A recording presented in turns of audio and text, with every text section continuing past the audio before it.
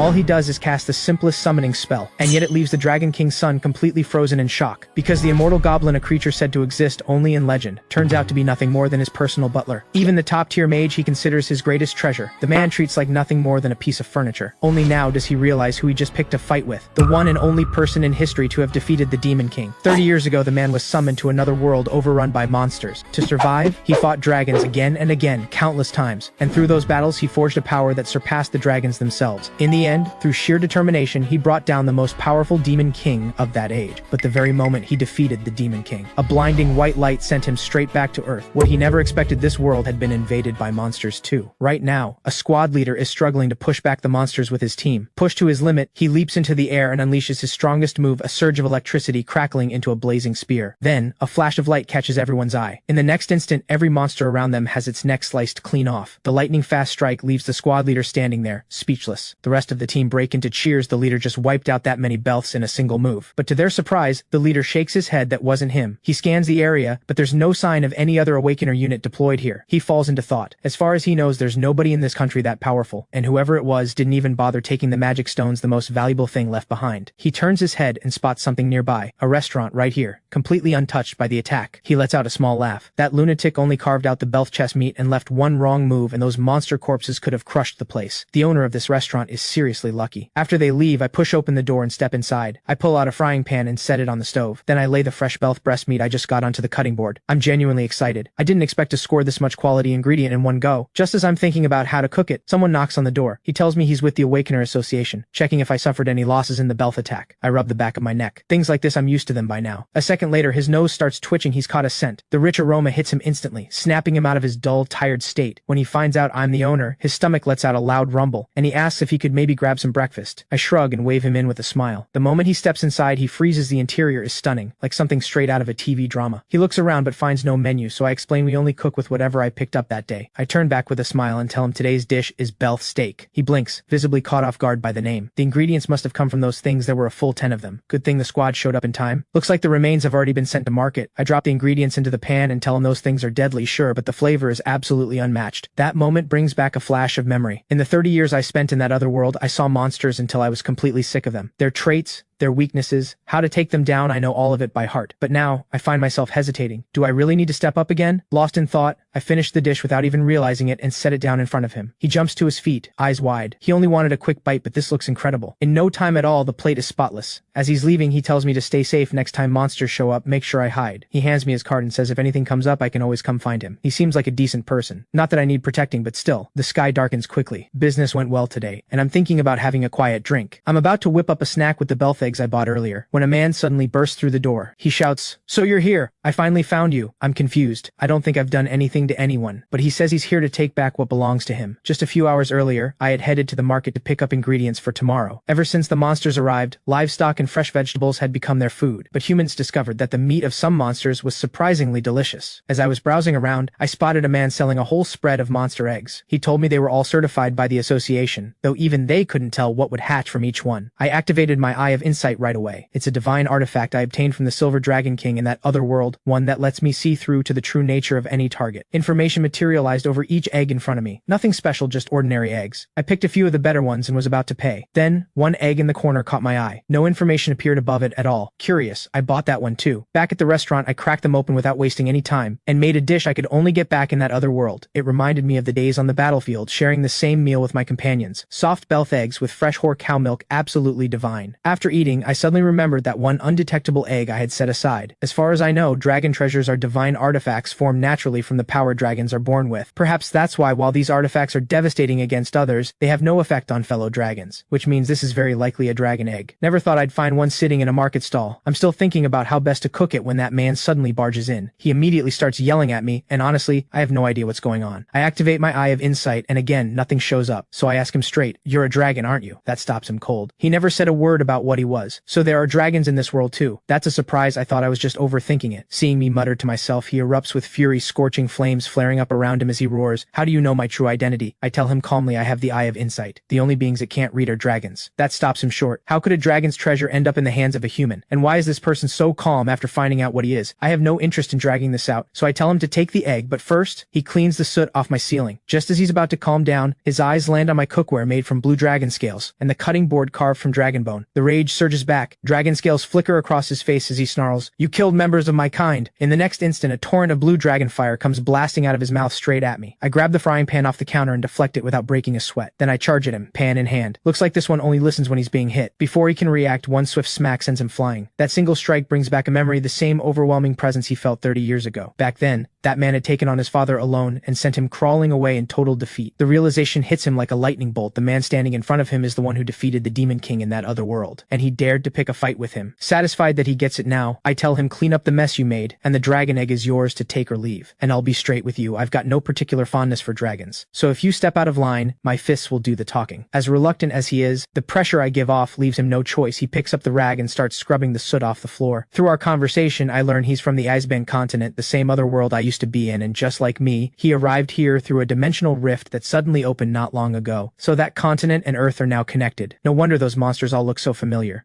When he confirms I really am from that other world, something clicks in his mind and his scrubbing picks up speed. In no time, the blackened floor is spotless. Just when I think he's about to grab the egg and leave, he stands up and hesitantly says, "After you killed the Demon King, why didn't you return my father's treasure?" So his father is Flame Dragon Rex. No wonder the resemblance is so strong. I tell him to come closer, I'm not going to hit him. The ones who wouldn't listen back then, they needed a good beating before they'd behave. I tell him straight the dragon-made knives and cutting board were gifts. I've fought dragons, yes, but I've never killed one. As for your father's treasure, it was destroyed when I fought the Demon King.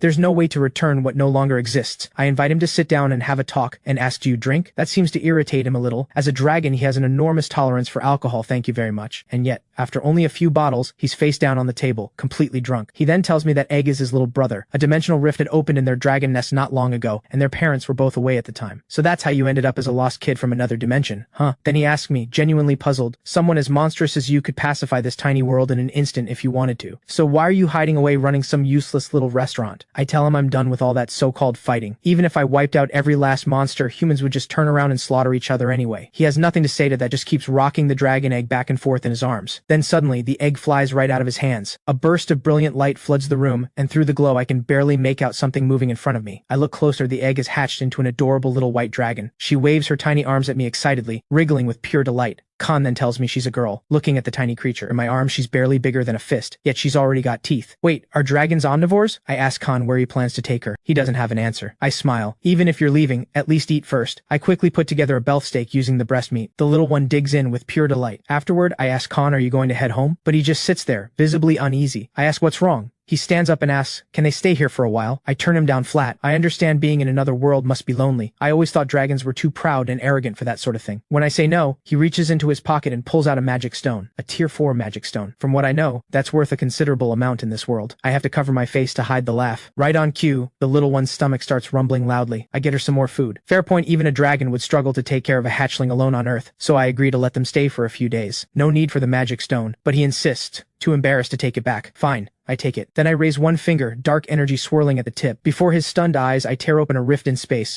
Out steps an immortal goblin. Hello, hello, king of the world. It has been quite a long time since you last opened the subspace. Seeing Khan's confusion, I explain the goblin manages everything stored inside my subspace. Good to see you, but stop calling me that. How many magic stones are left in the subspace? The goblin tells me the stones inside are beyond counting, like grains of sand on a beach. If we're only talking high-tier ones, 5 top-grade magic stones and 120 high-grade ones. I hand Khan's stone back to him while he stares in disbelief. Then I tell him, starting now, I hope you can help me out around here. The next morning I skewer the meat onto a spear and have Khan breathe fire over it at just the right heat. After some careful work together, we produce a skewer of meat so perfectly roasted it makes your mouth water. He then asks about the long sword I just took out of the subspace. That's not an ordinary weapon, is it? That would be the sword of Leikafi, the life's work of a dwarven craftsman. There's nothing better in existence, though using it as a skewer beats letting it collect dust in a corner. Just then, there's a knock at the door. The Awakener associated association worker from before steps in. Hey, came for another meal during my rounds today. After eating, he tells me a new dungeon has appeared near the subway between Sinshan and Daisomon, so they're recruiting awakeners over in the Daisomon area. A dungeon, simply put, is a breeding ground for monsters, a gate formed through a dimensional rift that pulls beings from other dimensions into this world. Daisomon is currently under the protection of the Magic Spearman and his squad. Sinshan is guarded by the Ice Witch, Che Yan. Word is they're worried about being short-handed, so they're forming a support unit. The plaza is packed with volunteers today. After finishing his meal, he heads off quickly to get back to work. After closing up, I head to the market to pick up some Atar tiger loin. I spot the squad the man mentioned. They're out recruiting volunteers for a dungeon raid, so this must be the level 2 Awakener Magic Spearman, Jin Sang-hu. These days, dungeon clearing teams are called dungeon raids, a term borrowed straight from old video game systems. With the world turning as fantastical as any game, people just started using the vocabulary they already knew. And the similarities don't stop at the names. Tanks and healers are scarce, while damage dealers are a dime a dozen. Maybe it's because offensive abilities come in more varieties, so most people happen to awaken as damage dealers. The result? Even if you can deal damage, unless you truly stand out, finding steady work is tough. When I get back to the shop, a man shuffles in looking uneasy and asks if we're still open. I tell him we're technically closed, but I can make him something. He says instant noodles are fine. Then he asks how much is a bowl. When I tell him it's cheap, his face lights up and he orders 5 bowls. That catches me off guard. I quietly activate my eye of insight to take a look at him. His ability food god, and his nature aligns toward good. I had a companion who was a food god back in my time. I know exactly what this class can do. A food god's power grows in proportion to how much they eat, and the quality of ingredients matters just as much. When they consume high-grade monsters, the effect is nothing short of extraordinary, but the ability is very weak early on. Until they've consumed powerful monster meat and grown from it, they can barely do anything. They're also in a constant state of hunger. Things only improve once they hit a certain threshold, and this man is clearly nowhere near it yet. I get to work preparing an oversized bowl of instant noodles, piled high with roasted Atar tiger meat. Good people never seem to catch a break. In a world like this, the kind ones are always the first to fall. I know that all too well. If his nature weren't good, I'd have looked the other way even with a food god standing right in front of me. His mastery level is high tier. The Atar tiger meat should do wonders for him. As he stares in surprise, I tell him the shop gives a special deal to the first customer of the day, to bring them back. With that, he digs in with huge, hungry mouthfuls. In no time, every last bit of it is gone. As he reaches for his wallet, something falls from his coat and hits the floor, covered in dust from head to toe, yet he's carrying a brand new tie. Is he trying to look presentable for someone? It's not long before we cross paths again, this time because of a gate going out of control. That day, a massive gate appears in the sky above the city. The people below erupt into chaos. The man tells the security officer his ability is food god, no special skills, but he's physically very strong, and asks if he can be of any use. The officer turns him away flat. This dungeon is not simple. Regular awakeners are useless here. Then he suddenly spots his daughter. She's treating wounded people on the ground nearby. She notices him at the same moment, standing blocked at the barrier. He shoves the barrier aside and rushes toward her. What are you doing in a place this dangerous? Why aren't you at school? She explains she heard there were many wounded here,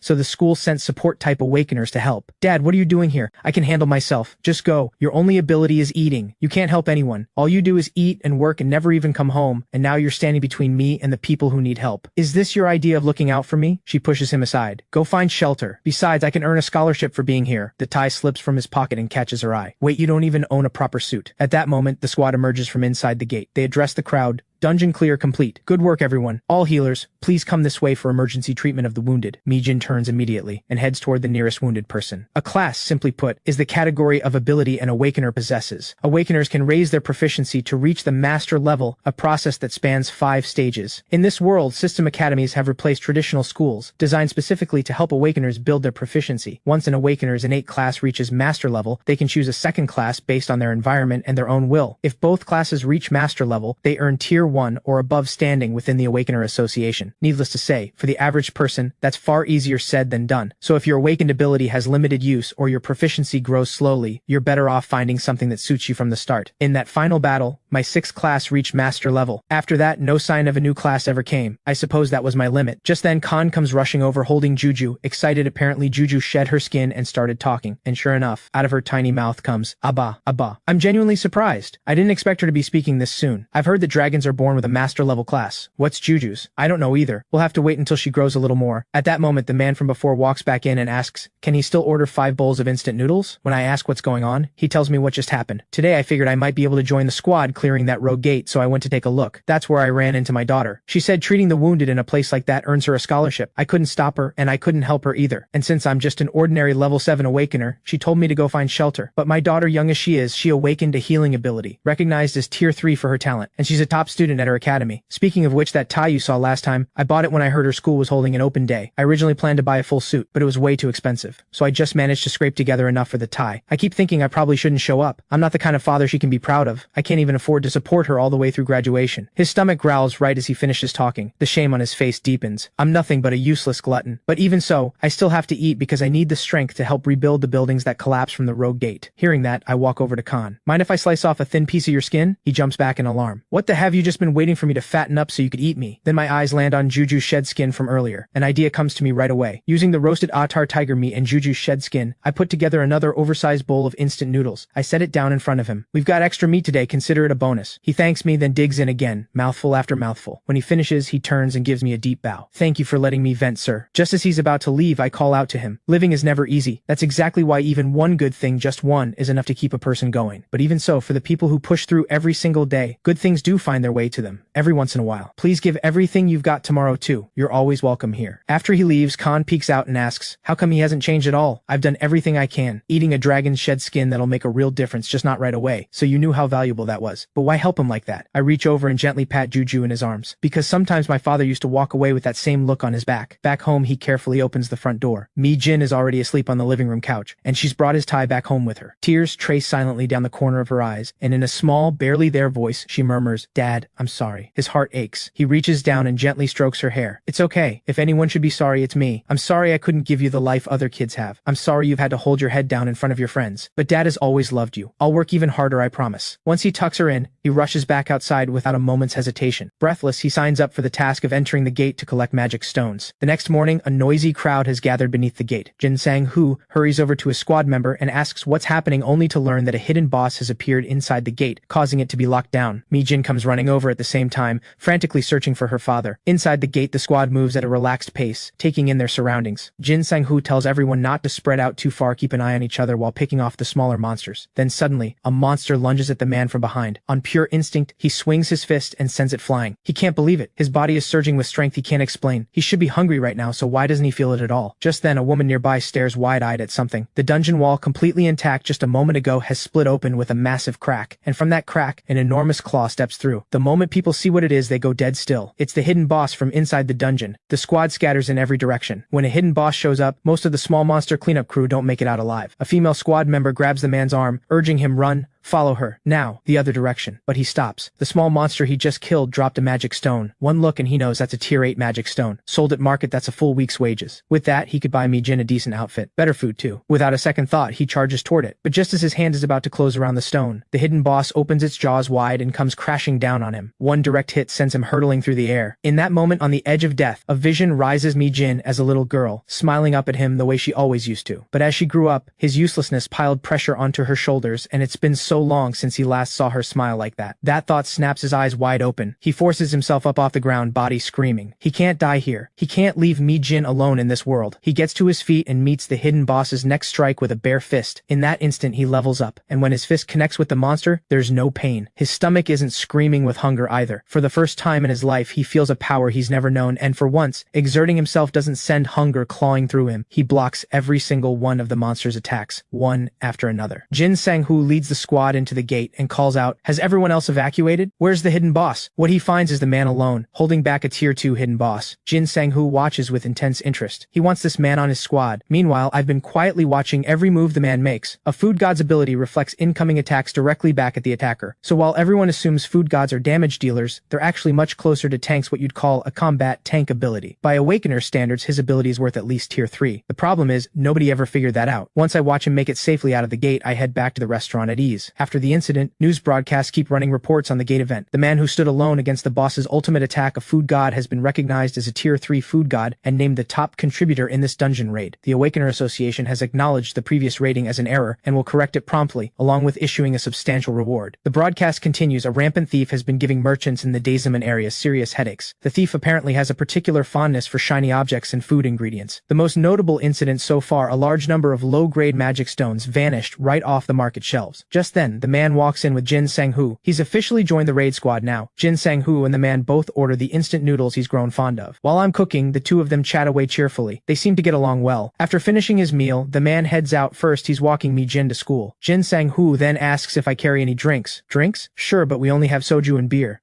Soju then. For the snack, just make whatever you think fits. I decide to put together a sashimi dish using what I picked up at the market today. Ever since monsters came through the dimensional rifts and brought the monster age to the land, the situation in the oceans has been just as bad. The fish that were everywhere on Earth 30 years ago are nearly impossible to find now. This one's called a jimin fish. Fully grown, it can reach over 3 meters. The one in my hands right now is just a small fry, but its flavor is close to grouper or flounder. I used to think sashimi wasn't worth the price, felt like a luxury item, so I never cared much for it, but once I actually tasted it, I couldn't find anything more delicious. I finished quickly and set the dish down in front of him. Your sashimi, eat it together with the seaweed underneath. He looks a little uncertain but picks up a piece anyway. The moment it hits his tongue, the flavor is rich and clean all at once, and the subtle, refreshing taste of the seaweed beneath it is a perfect match. He feels the weight of exhaustion just melt away, and if you knock back a shot of soju right before you swallow, even better. He then tells me this is his first day off in 2 years. Every single day for 2 years I've been clearing monsters, the same exhausting battle, over and over. Honestly, I'm worn out on the inside. Monsters keep pouring through the dimensional rifts without end. I haven't had room to breathe. He gestures to his weapon and tells me it was issued by his academy upon graduation, given to Tier 2 and above awakeners. It's forged from Edmund alloy, with extraordinary magical energy absorption. Before long, the soju does its work, and he starts drifting off to sleep. At that very moment, a legendary creature, a 9-tailed fox, appears in the skies above the city. Feeling threatened, the Awakener Association sends Jin Sang-hoo and his squad to eliminate it. But, after fighting with everything they have and finally bringing down the 9-tailed fox, they find a sleeping fox cub cradled in its arms. Only then does Jin Sang-hoo understand. The creature was simply trying to protect its child in an unfamiliar world, so he keeps it secret from the association and everyone else,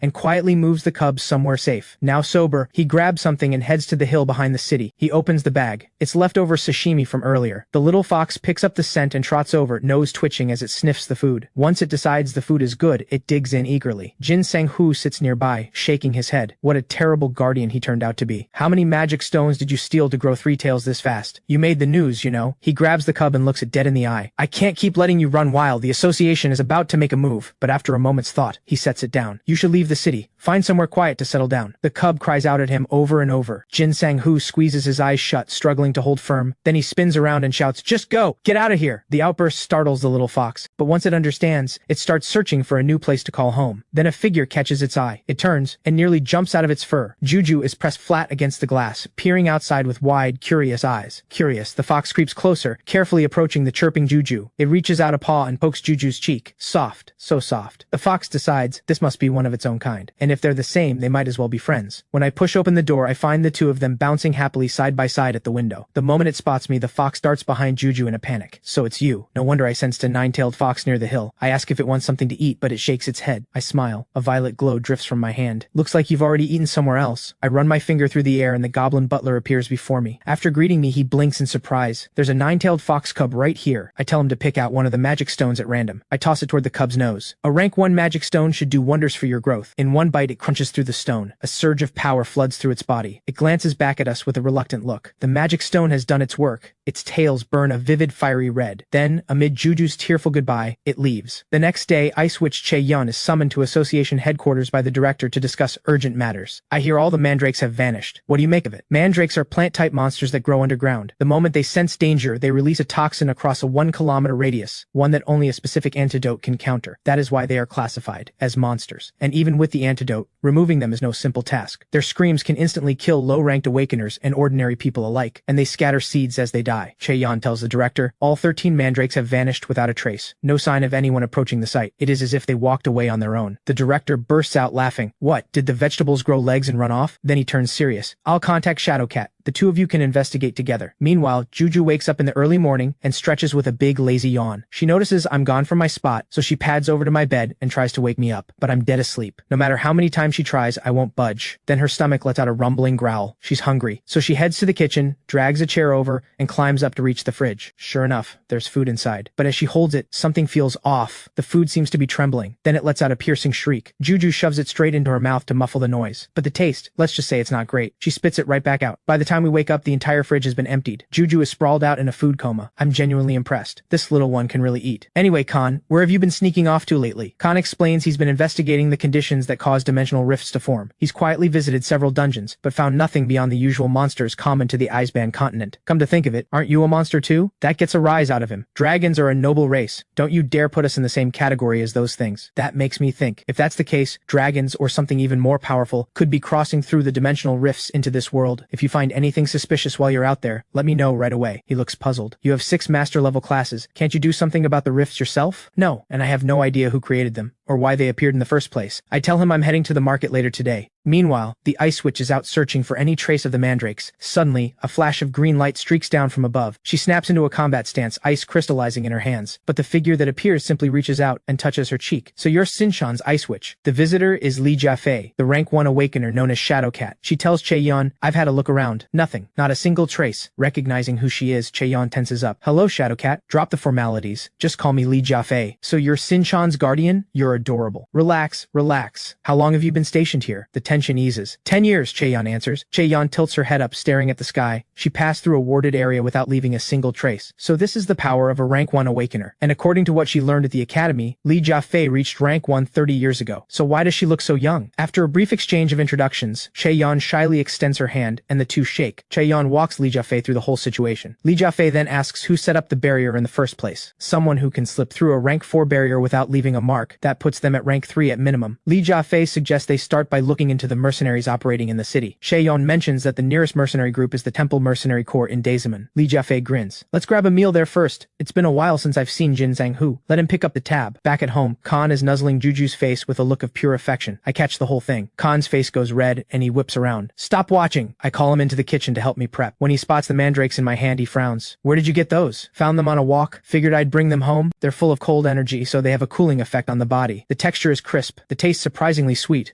Perfect alongside either hot or cold dishes. Today, I'm using them to put together a proper summer meal. After a little wait, the samgyetang is ready. That's when voices of delight drift in from outside. Jin Sang-Hu walks in with Che-Yan and Li Jiafei in tow. A place like this actually exists, and that smell. Khan just stands there, stone-faced. I nudge him in the side, a reminder to smile and greet our guests. Sorry about the tagalongs, Jin Sang-Hu says, then nods toward Khan. Is this one staff? I wave it off with a smile. Any guest who walks through my door is welcome. He's my nephew. I just finished some samgyetang. Care to try some? Li Jiafei speaks up. I'm vegetarian. Don't worry about me. I bring out the samgyetang along with a side of mandrake pickled radish. The moment they take a bite, their eyes go wide. This drumstick is incredible. And this pickled radish, the crispest, most refreshing thing I've ever eaten. Watching the two of them eat with such joy, Li Jiafei turns to me. Do you do vegetarian dishes? I don't have many vegetarian options, I tell her, but we happen to have watermelon. Would you like some? Her eyes light up. Perfect. I'll leave it to you. There are so many ways to enjoy watermelon. Eat it fresh, freeze it, or blend it into juice. All of them delicious. But today I'm going a different route. First, I scoop out the flesh and cut it into bite-sized pieces. Then I bring out extra fruit. I'm partial to strawberries and kiwi, so I chop both and layer them into the hollowed-out shell. I pour in a splash of sparkling soda, then toss in a bit of mandrake. The watermelon fruit tea is done. A feast for the eyes, nose, and taste buds. The moment it hits the table, both women lean in. Che-Yan reaches out, and ice pours from her fingertips, dropping straight into the drink. I'm genuinely impressed. Jin Sang-Hu leans over. She's the Ice Witch, guardian of Sinshan. Che-Yan flushes at the title. Honestly, I'm not a big fan of that nickname. Jin Sang-Hu grins and explains. Every year, the Academy holds a Battle Royale event. During one of them, Che-Yan snapped after her opponent wouldn't stop provoking her. She froze the person solid and summoned a full blizzard. The name stuck after that. Everyone at the table bursts out laughing. Che-Yan waves her hands frantically. That was an accident. I turned my attention to the other woman in the room. The aura around her. She's at guardian level or higher without a doubt. More than that, she's strikingly beautiful. Since leaving the Icebound continent, I've never seen anyone with looks quite like hers. Almost too beautiful to be real. After they leave, Khan sidles up beside me. That woman was unreal. No human should look like that. You're right, I tell him. She's an elf. My eye of insight picked it up. She possesses Ghost Step, an ability only elves can learn. But don't elves have pointed ears? Could she have recognized us? It's just as I feared. Monsters aren't the only ones crossing through the dimensional rifts. Other races may have arrived the same way, and blended quietly into life on Earth. For all we know, someone could already be plotting something in the shadows. As the investigation drags on, the sky slowly darkens, and they come up completely empty. Nothing. Jin Sang-Hu turns to Li Jiafei. Since the mandrakes vanish without a trace, shouldn't we just write this off as some new natural phenomenon? I've got things to do too. No witnesses, no victims, nothing on the market, and frankly, no one in this country could uproot a mandrake without making a sound. If even Shadowcat can't find a lead, the truth might be stranger than we think. If someone stole them, there's no way we'd have found nothing. You never know. What if someone just ate them all? She pauses. It's summer, but it feels oddly cool today. Li Jiafei nods. Now that you mention it, the air really is cool. No hard evidence, just a gut feeling. But I'm certain something is happening in this city. I'll report it to my superiors and hand it off to the researchers. Jin Sang-hoo lets out a long sigh. He made the whole trip to the Temple Mercenary Corps for nothing and came back with shocking news instead. Cheon Tae-jung, captain of the Temple Corps, has retired. The next morning I wake up and scan yesterday's newspaper. The Temple Mercenary Corps captain led his squad and held off a southern monster attack in just 5 hours. Just then, Juju comes toddling over, legs flailing as she tries to climb up. I pick her up and her stomach immediately starts rumbling. Of course, she's hungry again, but deciding what to make for breakfast is always a dilemma. If we're going to eat, it should be something worth eating. Life is short, 3 meals a day, every one of them a chance to enjoy something truly good. I squeeze Juju's soft cheek, though your life won't be short at all, will it? Before long, the belt egg rice bowl is ready, with mandrake mixed in from yesterday's haul. The aroma is irresistible. Before they know it, both of them are digging in with full bites, but once Juju is full, she dozes right off again. I glance over at Khan. Is it normal for her to just eat and sleep like this? We should be able to find out her class soon. This is part of the process. Young ones at this stage eat and sleep constantly. It's how they grow. We're about to find out what master-level class she was born with. I have to admit, I'm excited. Not long after the food god walks in, Noah's already following the smell of the food. There are other things on the menu, but what he really wants is the instant noodles I make for him. So I bring out his usual bowl. He takes one bite of the pickled radish and his eyes go wide. This is absolutely divine. I smile to myself. He has no idea it's made from mandrake. Then he asks, have you heard what's going on with the Temple Mercenary Corps? Captain Cheon Tae-jung has retired. The whole team is taking it hard. Speaking of which, 10 years ago Daesamun was hit by a monster attack. Even now, just thinking about it makes my knees go weak. That was Jin Sang-hoo's first year as Magic Spearman, and that same year, 4 of the 5 Guardians died fighting the siege. Cheon Tae-jung was ranked only as a rank 3 Awakener, and yet he saved every last person in Daesamun during the monster siege 10 years ago. Just as I'm about to close up, Jin Sang-hoo walks in, with a man beside him. One look at the man and the word that comes to mind is veteran. It fits him perfectly. I'm about to start on dinner when Jin Sang-hoo tells me something's come up and heads out. It doesn't take long. I set a full meal in front of the man. He takes one bite, and his expression softens. This tastes exactly like home. Then he tells me he's the captain of the Temple Mercenary Corps. It's been a long time since he's been back to his homeland. 30 years ago, when monsters first appeared, the world called it the Great Exodus Era. Cities fell, countries crumbled, countless lives were lost. He was still in his homeland when it all began. In the chaos, he stumbled upon a sword, and in that moment realized he had become what people now call an Awakener. So he gathered the Awakeners from his home and led them out to face the monsters pouring from the rifts. That was the beginning of the Temple Mercenary Corps. He led the Guardians and helped put the world back on its feet. 10 years ago, just as people were finally settling into the new world, City A erupted. What would now be classified as boss-level monsters swarmed the city all at once. That was the monster siege. Jin Sang-hoo had just taken his post as Magic Spearman. He was struggling to hold back the monsters. But this man in front of me split them in two with a single sword strike, and to save Jin Sang-hoo, he lost his left eye. From that day forward, Jin Sang-hoo made this man his goal, and kept helping others the way this man had helped him. I ask if there's anything he regrets. He tells me to protect others, and simply to survive each day. We cannot afford to make mistakes, because when we do, people die. And those people might be someone else's dream, someone else's hope. That hits me. No wonder Jin Sang-hoo carries a maturity far beyond his years. He learned it from this man. But chasing perfection wears a person down. And yet, that very weight is what forged the next generation into something great. After the meal, he tells me, it's been a long time since he's spoken his heart to anyone, and he'll be back. The next morning, I jolt awake from a deep sleep. I turn to find Khan pressed against the wall, wide-eyed with alarm. What happened? He glares at me. You're radiating killing intent so thick you could choke on it, and you're asking me what's wrong? That's when I realize my body is still on edge. Damn it, the war ended 10 years ago, and yet the nightmares still come.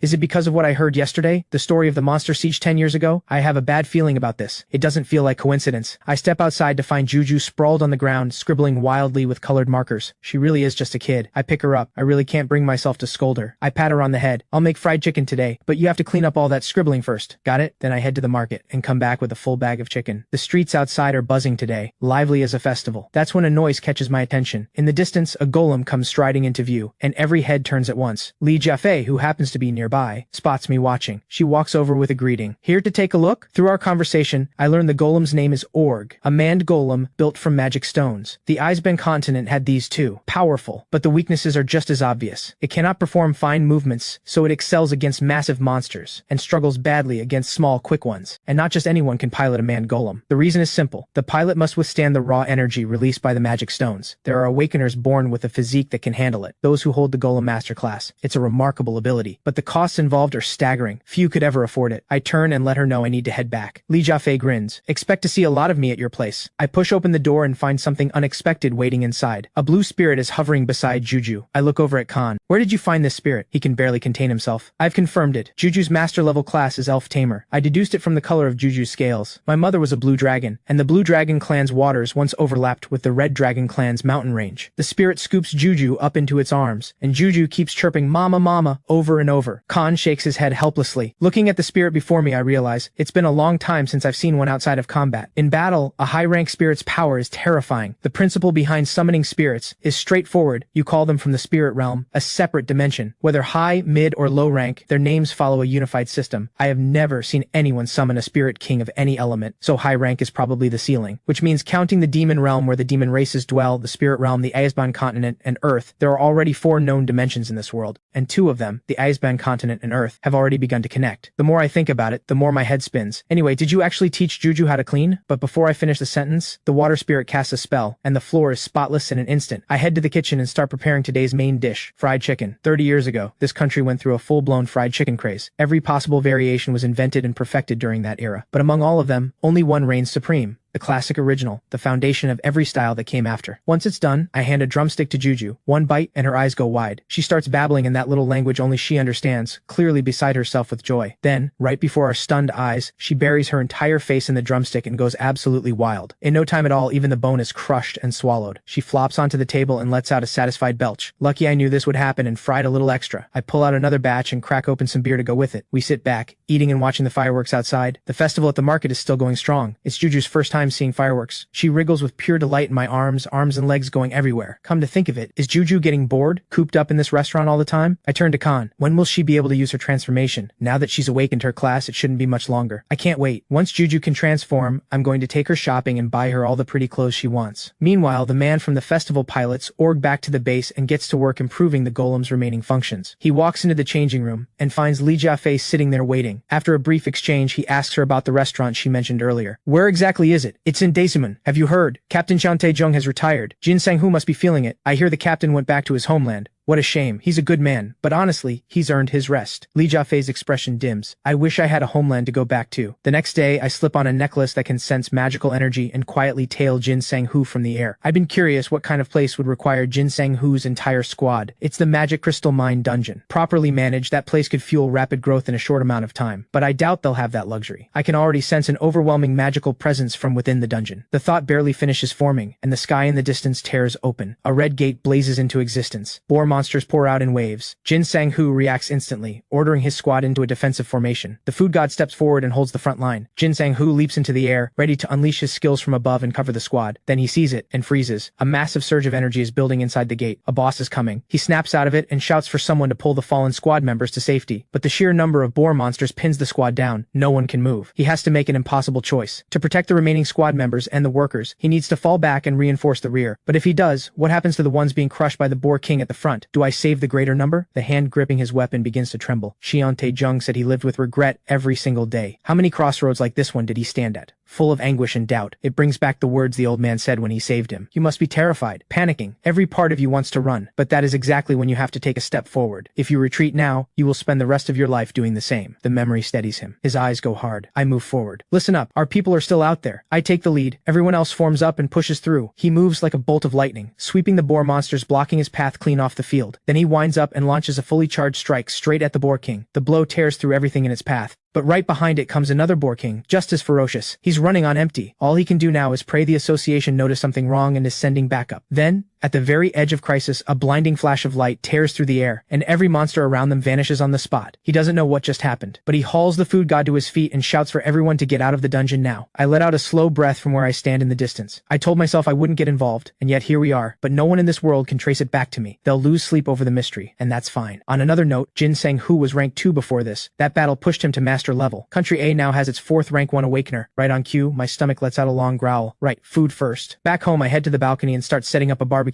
Juju, who had been fast asleep in Khan's arms just moments ago, suddenly opens her eyes. A blue magic circle appears in front of her. The water spirit bursts out, douses the fire instantly, and soaks both of us completely in the process. Juju proudly pats her own chest, waiting for praise. I dry off, grab more firewood, and start the barbecue again. Over the meal, I ask Khan, still investigating dungeons? Today I saw a herd of boar monsters in the Magic Crystal Mine dungeon near the commercial district. Combat type ones. Boar monsters are a species that evolves based on their environment. I pick up the thought. But the way they've grown here is on a completely different level. evil. Those tusks, nothing I saw on the Icebend continent comes close. And when that gate opened, the energy I sensed, it wasn't from the Icebend continent. The dimension connected to Earth might not just be the Icebend continent. There could be others. Something is happening in this world that none of us anticipated. Back at the Awakener Association, Jin Sang-hoo reports to the director everything that happened. A flash of light and every monster vanished, including the boss level ones. The director has no answer for it, but he offers Jin Sang-hoo a firm congratulations. His class has reached master level. Have you decided on your next class? Jin Sang-hoo answers without hesitation. Iron Heart. Iron Heart grants an Awakener 2 lives, and delivers a massive leap in the body's overall durability. At master level, the entire body becomes as hard as steel. I can't keep throwing my life on the line like that. We got lucky today. Any worse and we could have lost everyone. If I can develop Iron Heart into a combat tank ability, then the next time something like this happens, at least I can buy everyone time. On his way out, he turns the memory over in his mind. That light. There was no malice in it. If anything, it felt warm, gentle. Something in him had wanted to move toward it. The Belth incident felt the same way. Is this truly just some inexplicable force? Or is someone out there watching over them? For now, all I can do is hope that whatever that power is, it never becomes our enemy. Then, out of nowhere, Khan asks me, do I actually hate the Demon King? Memories from the past come flooding back in an instant. Back then, I did hate him. When I was first summoned to the other world, it was my friends and family who helped me slowly adjust to that new life. But every single one of them was slaughtered by the Demon King's forces. With power in my hands, I went absolutely berserk, driven by one goal, to destroy the Demon King completely. The war dragged on, year after bloody year. By the time the fighting finally ended, there was no one left by my side. Back then, I hated the Demon King with everything I had, but later, I found out the truth. The Demon King had also been forcibly summoned against his will. He was just like me, trapped on the unfamiliar Azbon continent, with no way out. Khan is stunned. There's actually someone in this world who can summon the Demon King? Then how did you make it back? I spent 10 full years searching every corner of that world, completely alone. Just when I was on the verge of total collapse, a dimensional rift opened, and on the other side were the skyscrapers of the modern world. And just like that, I came back. I figured no one would ever believe something that absurd. But Khan says, I believe you. You've been through so much. Those words hit something I'd buried deep for half my life. Even now, a trace of hatred for the Demon King still lingers in my heart. But alongside that hatred, there's also something like pity. I know exactly how it feels to be stranded alone in a strange world. The nightmares never let me go. Every single night, I dream of blood-soaked battlefields. The faces of everyone I loved, dying one by one. Those images torture me over and over again. It feels like a massive nail driven straight through my chest, buried too deep to ever pull out, tearing me apart from the inside. The only way I can keep going is to drown it all in alcohol and push through one more day. If I hadn't gritted my teeth and held on, I would have lost my mind long ago. Sometimes I wonder, maybe I already have. I jolt awake from yet another suffocating nightmare, and find Juju curled up beside me. I have no idea when she crept over. I turn and see Khan too, folded into some ridiculous sleeping position. Looking at this peaceful little scene in front of me, I feel something I haven't felt in a long time. Calm. I've just started to settle down and reach for a cigarette, when a strange old woman calls out to me out of nowhere. She asks me which direction the Outerong train goes, but I've never heard of any such train around here. The old woman turns and walks away just like that. I push my curiosity aside, making a mental note to look into it next time. For now, I hurry to open up the shop and get ready for the day. A regular customer pushes through the door right on time, greeting me with a smile and asking what's on the menu today. He's a bit early, so I tell him I'll whip up some fried rice to hold him over. I have it ready in no time, and set it in front of him, but out of the blue, he asks if I've run into Grandma Ariwang. I tell him everything. The early morning encounter, all of it. In this heat, she was still wrapped in a scarf, fixated on finding the Ariwang train. He lets out a quiet sigh. That's just how it is, he says. No one really understands what she's saying. She's a scavenger who collects scraps of paper. Her mind isn't always clear. She only comes back to herself every now and then. Life keeps getting better, for most people, but the pain of the past never fades. Too many have lost those they love, and the weight of it has simply broken them. He says his piece, settles the bill, and leaves. This world is still in transition. No matter how much time passes, nothing can undo what has already happened. Every person who walks through that door, every stranger on the street, carries a pain no one else can see, and they keep going anyway. I sit with that thought for a moment, then let it go. Juju tries to transform for the first time. All she manages is a few silly tufts of hair sticking straight up on her head. Definitely a failure. Once you get the hang of transformation, it comes naturally, but that first attempt is always the hardest. Seeing this, I figure I'll try putting some clothes on her first. I pick out one of my own shirts, way too big for her. Better to wait until after she transforms and then get her something that actually fits. Juju tries the transformation again, and who could have expected? This time, it actually works. Seeing Juju in her transformed form, the joy that wells up inside me is impossible to hide. The moment she transforms, she immediately clings to me and burrows into my arms. Khan is practically bursting with pride. Mastering transformation this fast, that's our Juju for you. Time for a meal. I ask Khan to find Juju something to wear, while I plan to head out and buy her some proper clothes that actually fit. But the rain is too heavy, so I turn back and decide to use the leftover pork tenderloin to make sweet and sour pork instead. That's when I spot the old woman from before, sheltering from the rain in the shop's doorway. Her tone is completely different now, polite, almost almost formal, like a different person entirely. I invite her inside to get out of the rain, but she declines, her voice distant and detached. Left with little choice, I lend her my umbrella. She thanks me warmly, promises to return it, and asks if she can order a bowl of jjajangmyeon. I tell her I need to check if I have the ingredients, but the moment I turn around, she's already gone. The relentless plum rain season wraps the entire city in a heavy, suffocating gray. The city broadcast loops on repeat, warning everyone to watch out for kelpies. Even the weaker ones grow stronger in the rain, so people are urged to stay indoors. This man is Jin Shun, the man golem operator from the last gathering. Ever since he came here with Li Jiafei, he's been coming back alone just to drink himself numb. Day after day, drowning his sorrows. He's stuck deep in a romantic mess and wants to know how to win a girl's heart. 2 years ago in a dungeon, it was a woman who saved him from the hidden boss-level monster, and his ideal type just happens to be a strong, powerful woman. I understand him immediately, because I have exactly the same taste. I too once met someone like that. The most powerful, gentle, and breathtaking person I've ever known. Miro Leikasi. Ever since that day, Jin Shun has been hopelessly in love, but the girl is cold and untouchable. I assume it's Li Jiafei, but he shakes his head. Not her. The girl he's after has told him point blank that she can't stand guys like him, and if he gets any closer, she'll make sure he doesn't see tomorrow. And the girl likes Jin Sang-hu of all people, which Jin Shun absolutely cannot accept, especially since those two are always fighting. After getting it all off his chest, Jin Shun warns me again and again. This is top secret, not a word to anyone. Then he orders another beer. The broadcast comes on again. The resting ground in northern Daesimon is undergoing urgent repairs. That place holds the dead. Countless people lost their lives there, and back then there was no way to properly handle all the bodies. In the end, they cremated the remains and built a public memorial wall engraved with the names of the fallen. Just then, the shop door swings open. In walks a strikingly cold woman, a level 2 awakener, the Blade Queen herself, Li Yunya. She spots Jin Shun the moment she steps inside, and immediately grabs him by the collar. "You worthless fool! Drinking again?" Jin Shun panics and doesn't dare say a single word back. He lets Li Yunya drag him right out the door without a fight. I've barely finished tidying up when even worse news comes in. Li Yunya has been dispatched by higher-ups to deal with a massive kelpie outbreak in the city center. The monster numbers are out of control, and civilian casualties are rising fast. A strong, unsettling sense of dread rises in my chest. Something terrible is coming. I can feel it. The next morning, Juju is tiptoeing to reach the fridge, sneaking around for something to eat. Her control still isn't strong enough. Her wings and tails are completely visible. I figured no one would be around at this hour, so I'd completely let my guard down. I keep thinking, Juju will have to return to the Iceband continent someday. I want her to try every good thing she can before then. Then a sound comes from outside the door. My heart leaps. I quickly shove Juju under the cabinet. I open the door, and it's that strange old woman again. This time she wants jjajangmyeon again, and she looks impatient and in a hurry, but her attitude is completely different from the last 2 times, more erratic than ever. I immediately activate my Eye of Insight. The scan shows she's a good person, and not an awakener. What stands out is that she has dementia. That explains everything. There are too many people in this world who have broken under the weight of losing those they love, but not even the healing magic of another world can mend a wound like that. I let out a quiet sigh and turn to make her jjajangmyeon, but in that short moment, Juju slips out and gets spotted. The old woman stares at Juju's enormous tail with wide, curious eyes. I freeze. My heart shoots straight into my throat, but the old woman just smiles warmly. She takes Juju for a well-behaved little dog. She says Juju looks just like her dog back home named by Q. When Juju announces her own name, the old woman isn't frightened at all. She's absolutely delighted. Khan comes rushing downstairs, horrified to find Juju in the same room as a human. He's terrified it'll cause trouble. I shake my head to calm him down and tell him to stand watch at the door so no other customers come in. I get to work on the jjajangmyeon right away. The ingredients for jjajangmyeon are incredibly hard to come by these days. The dish itself has become a rare thing, especially chunjang brewed the traditional way. That's nearly impossible to find. Then there's the noodles. There's a noodle factory nearby, but she's in a hurry, so I have to use instant fried noodles instead. Stir-frying the chunjang is all about nailing the heat and the timing. Once the sauce is ready, it's time to cook the noodles. Fragrant stir-fried meat and onions, chunjang stirred in, thickened with starch, boar monster jjajangmyeon done. I carry the finished bowl over and set it in front of her. She taps her head and suddenly remembers. She needs it packed up to take to her grandson. I nod and ask her to wait a moment. I wrap it up quickly and remind her more than once, be careful not to break the bowl. Just bring it back next time you visit. She thanks me over and over, then pulls out a 1,001 bill, something I haven't seen in a long time. Truly, it's been ages. After that, Grandma Aryung starts dropping by every now and then to take away packed jjajangmyeon. Each time, it's for someone different. Sometimes she says it's for the grandfather at home, other times, it's for her grandson. But she never remembers to return the bowls. I know she doesn't mean to, so I quietly place a bulk order for extra bowls, enough to keep on hand. Passing by the resting ground one day, I can't help myself. I step inside to take a look. I know full well there's no grave for my parents here. That's when I hear the caretaker scolding Grandma Aryung with barely concealed irritation. Turns out, all the jjajangmyeon she's been getting these days has been left right here in the cemetery. It's been sitting long enough to attract swarms of insects, and sleeping out in the open like this, she'll catch something. If she doesn't clean it up herself, he'll have no choice but to do it for her. That's That's when I realize she's been living here all along. In the cemetery, she steps into a battered tent with a helpless look and quietly wipes the dust from a worn old photograph. In that moment, something clicks for me. People don't only smile when they're happy. When the pain becomes truly unbearable, most people can't even cry anymore. The deeper the despair, the more they force a smile to cover it up. So long ago, I used to do the same. Fake smiles had become second nature. The rainy season drags on and on. Every time it rains, Juju lights up with excitement. But this rain is too heavy even for the market. Everything is forced to close, and there's no way to buy her new clothes. The way she loves the rain so much, she really is just like her mother, the Blue Dragon. The broadcast warns again, Kelpie sightings are increasing. Anyone who spots one should report it to the Temple Mercenary Corps or the relevant association immediately. The repeated warnings are setting off alarm bells in my gut. I tell Khan to watch the place, that gnawing, unexplainable anxiety making every part of me restless. And then I run out into the pouring rain. On the other side of the city, a Kelpie looms over the sleeping old woman, jaws wide open. Without a second thought, I fire an energy blast and blow its head clean off. My worst fear confirmed, but thankfully, I made it in time. The Kelpie had tracked her down by sniffing out the rotting jajangmyeon she'd left behind. Then I hear Jin Sang-hoo's team closing in. By the time Jin Sang-hoo arrives with his people, I'm already gone. All that's left is a scene of destruction. Jin Sang-hoo stares at the scattered shards of low-grade magic stones on the ground. The massive water stains spread across the ground tell him the Kelpie that was just here must have been exceptionally powerful. Could it be that mysterious force acting in secret again? He can't figure it out, so he decides to focus on getting Grandma Arirang out of here first, in case more Kelpies show up. Grandma Arirang is barely conscious. Her lips move softly, murmuring the names of Yunho and the old man. A few days later, I look up as someone pushes through the door and instinctively start to say welcome, but the words catch in my throat. Grandma Arirang stands there, a little uneasy, and starts to apologize. All the bowls she took before ended up broken, so she's brought new ones as replacements. She's sorry for all the trouble. I wave it off quickly, but my eyes drift to the new clothes she's wearing. New outfit. Is she heading somewhere? Grandma Arirang gives a small nod but says nothing more. My chest tightens. In an instant,